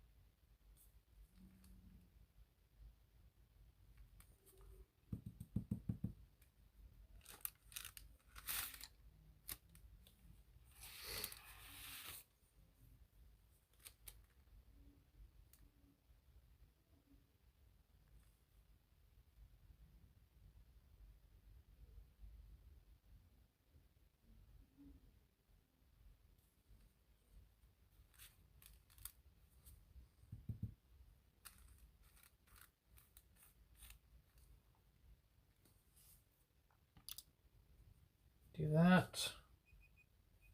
Okay, now the ground is actually dried. Time to go back on it and finish up on the colors. So it's actually more of a desert yellow color, not a kind of a mixture of different colors that was on the ground previously. Let's go around on the front. There we go. Touch upon the base on that part she's standing on. Go around the edges. Really focus on wiping away any colors I might have spilled on it. There we go. And touch them on the edge work. There we go. And I'll later put the timer on that one to be 5-ish minutes. 5 minutes should do it on that. And I think the skin color should have dried by now. So I'll go back and really look on the colors. So we'll go back and check on that. Get my finer brush. And let's check on it. A little bit on the mask and on the hair as well. Okay. Let's get our good old-fashioned silver. And we'll touch upon the under part. The mask. Go. Just got a little bit on the mask on the other side. And small bits on the hair, which are elvish flesh. So we're going to make that white again. We're going to make that white. Grab some of that white. Get rid of any excess paint. And we're going to gently caress the edge on the skin. And a little bit on their side. There we go. I'll go back roughly, I think that's about 5 minutes on the hair if I want to change something, which I probably will. But after that, it'll pretty much be a decent. Around the eyes, maybe a small part on the left side I can get. So we'll get that silver bit. Just need the tip. And gently caress the finer edges. Looks good. There we go. And a little bit right there. There we go.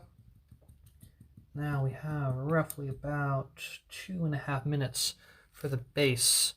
So if it's still wet, when I put the black around it, it will not mix in. Because it'll be a really weird color with a blackish, yellowish color mixing. Be weird. And we'll touch upon the base again.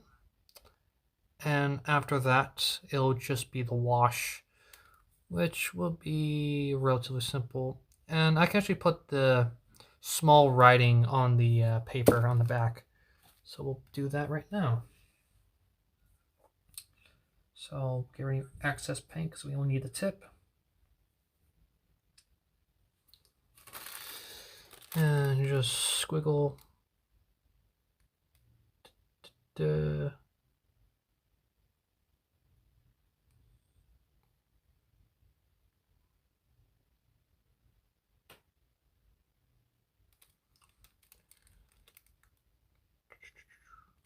We don't have enough on the tip.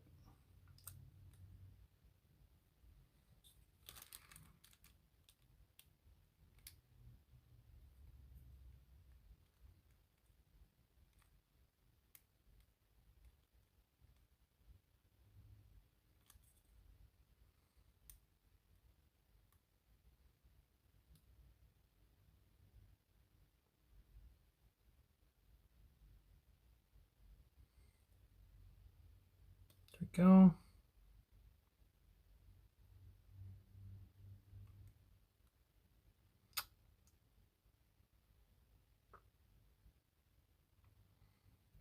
For the writing, it's just pretty much just squiggles or just lines, because it's small miniature. You're not going to see the words on it. You're not going to see it unless you really want to have a super tiny ass microscope with a super thin, brush. Go for it, but it won't matter. It's just pretty much just lines and such. And we have roughly about 5, 4, 3, 2, 1. And I'll crease the hair, which is white. 3 minutes should do it for it to dry. And we'll get the gray on the edge because it changed slightly, and we want to touch upon it ever so slightly. There we go. Just around the edges. Right about there. And that looks good. Or the top. Looks good. And now we can pretty much wait for the white to settle in.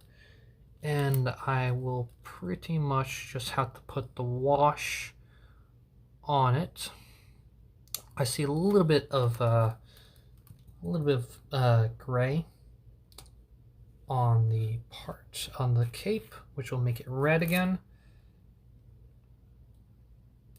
Get rid of the excess paint. Just touch upon the red. There we go.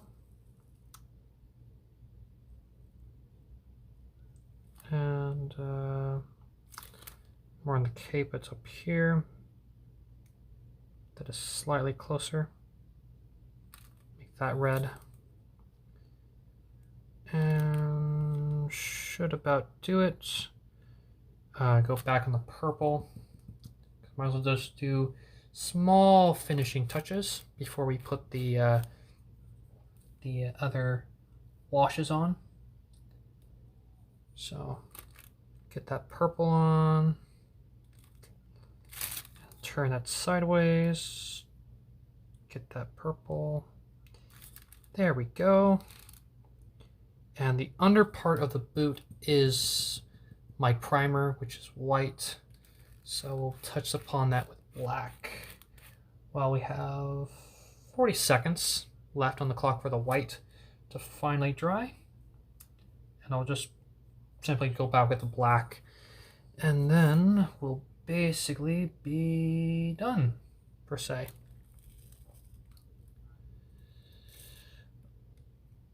And just touch upon that.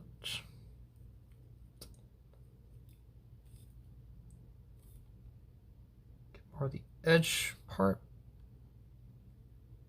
There we go. And you need like whites, dots that are remaining on any of the top parts. No. Get on the boot. Let's get more of that black. And the white has probably dried. It is dried. Yep, it's dried. Good. Just pulling that boot slightly more. Slightly more. Okay. And we'll go back on the black to basically finishing touch this. So we still remain at black. And then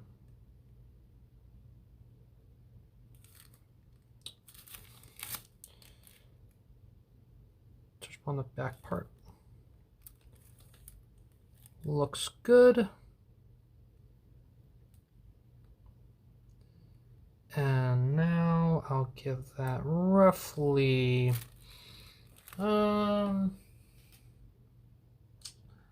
I think probably 4 minutes. No, it's actually just 3 minutes. 3 minutes, it should basically be dry. And I see a little bit of purple I need to touch upon. A little bit of purple. There we go. A little bit of that purple when you go back on. Just slowly get the inside of that cape. Ooh, that's a big bubble.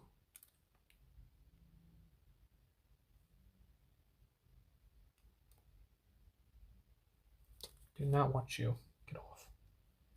Get off. There we go. Get the back part of the robe on the front. While that dries, get off. I think I'm gonna have to add more of that purple.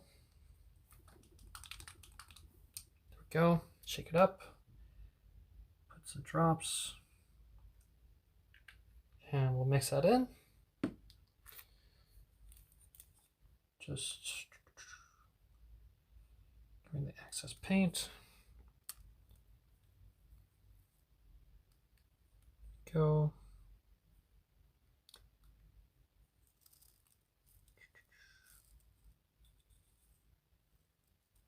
Get on the front. And we'll gently touch upon the finer edges of the cape, well, robe. And or the inner parts.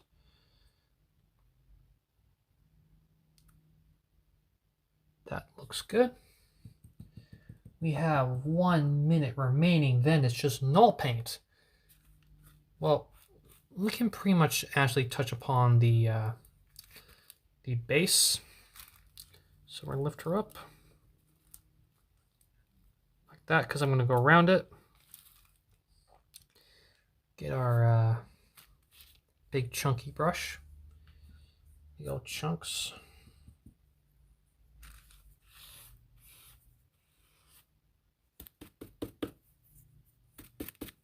Go. And we have roughly 30-ish minutes. Actually more 20 seconds. 20 seconds. 20 seconds remaining. Let's just go around. I'm not worried if I touch the paint. I'll just wash it off.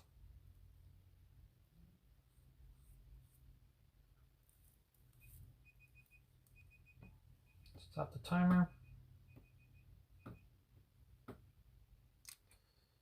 Turn you slightly like that. Get slightly more black.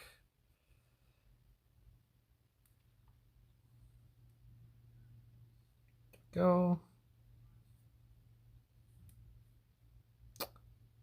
And let's give that 2 minutes to dry. Go. And well, with the other black dry, which it should. Come on. I don't want black.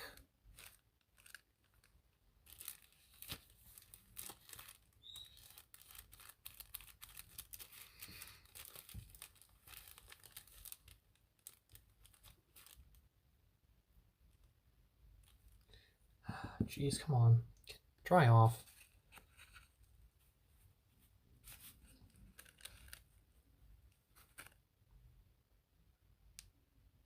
There we go. Okay, with that, we will apply the soft edges. We'll push these paints back, not because we're basically done with them, and we'll bring up the washes, which I'll move right there for now. So we push these back. There we go. Get the Citadel wash with the warmer, which we'll use on this scribe paint for the paper. Oops. Oh, you fell. Why would you do that?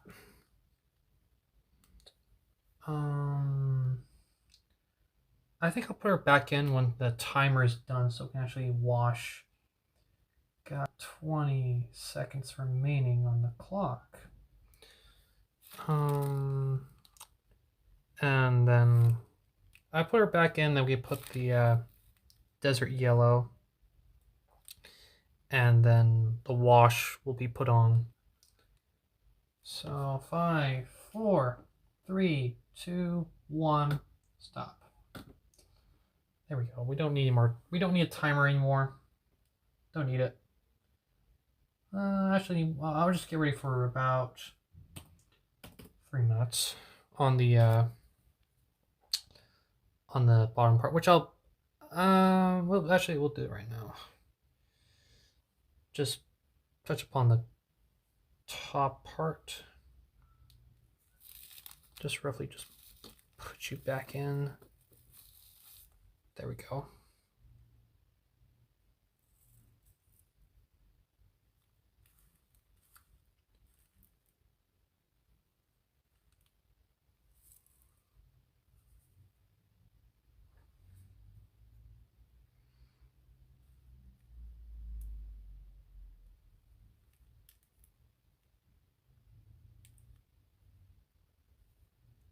There we go. And then we can finally put the null paint, the wash, onto the miniature. They really get that fine, good old detail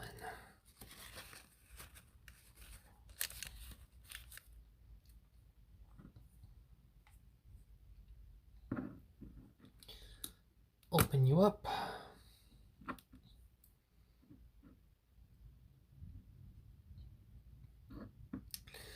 Let's apply this to the miniature.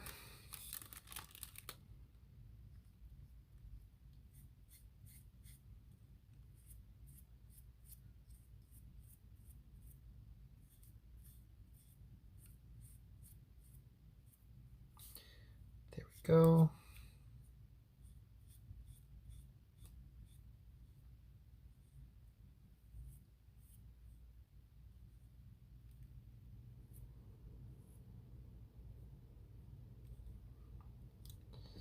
Go a little bit more.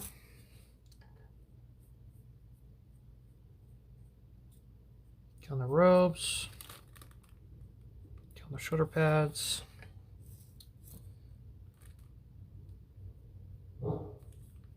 Especially on the gun. I'll put it on the clock right now. There we go. There we go. Should get more paint. Go. Brush on the gun so it really shines through. There's that detail. There's that glorious detail we need. Touch upon the front so it sinks in. Oh, please. Thank you very much. Touch upon her front. We'll touch upon her gas mask slightly. Get the front part of her robes.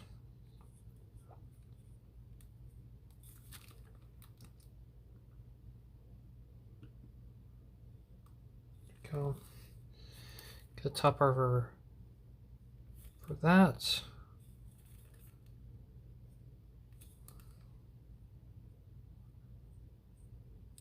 Okay, excess to wash away.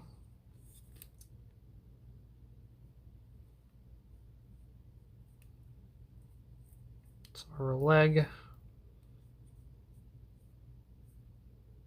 Oh, you can put some on the base.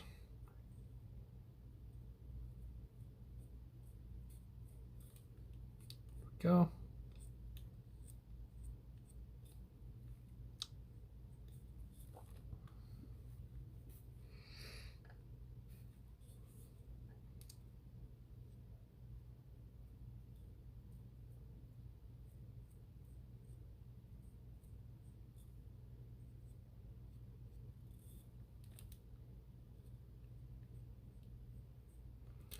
There we go.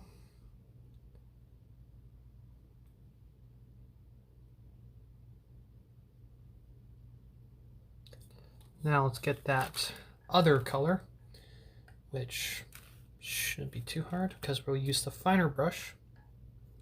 I think it's actually this one. Get that some of that. And we'll gently just run across it. Like so.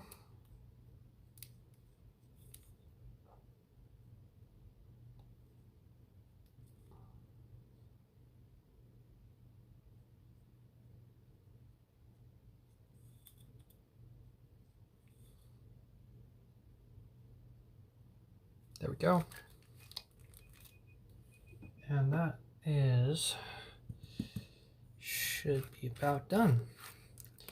Now the wash will take like over an hour, but the real stuff will come in tomorrow. So that's the stream.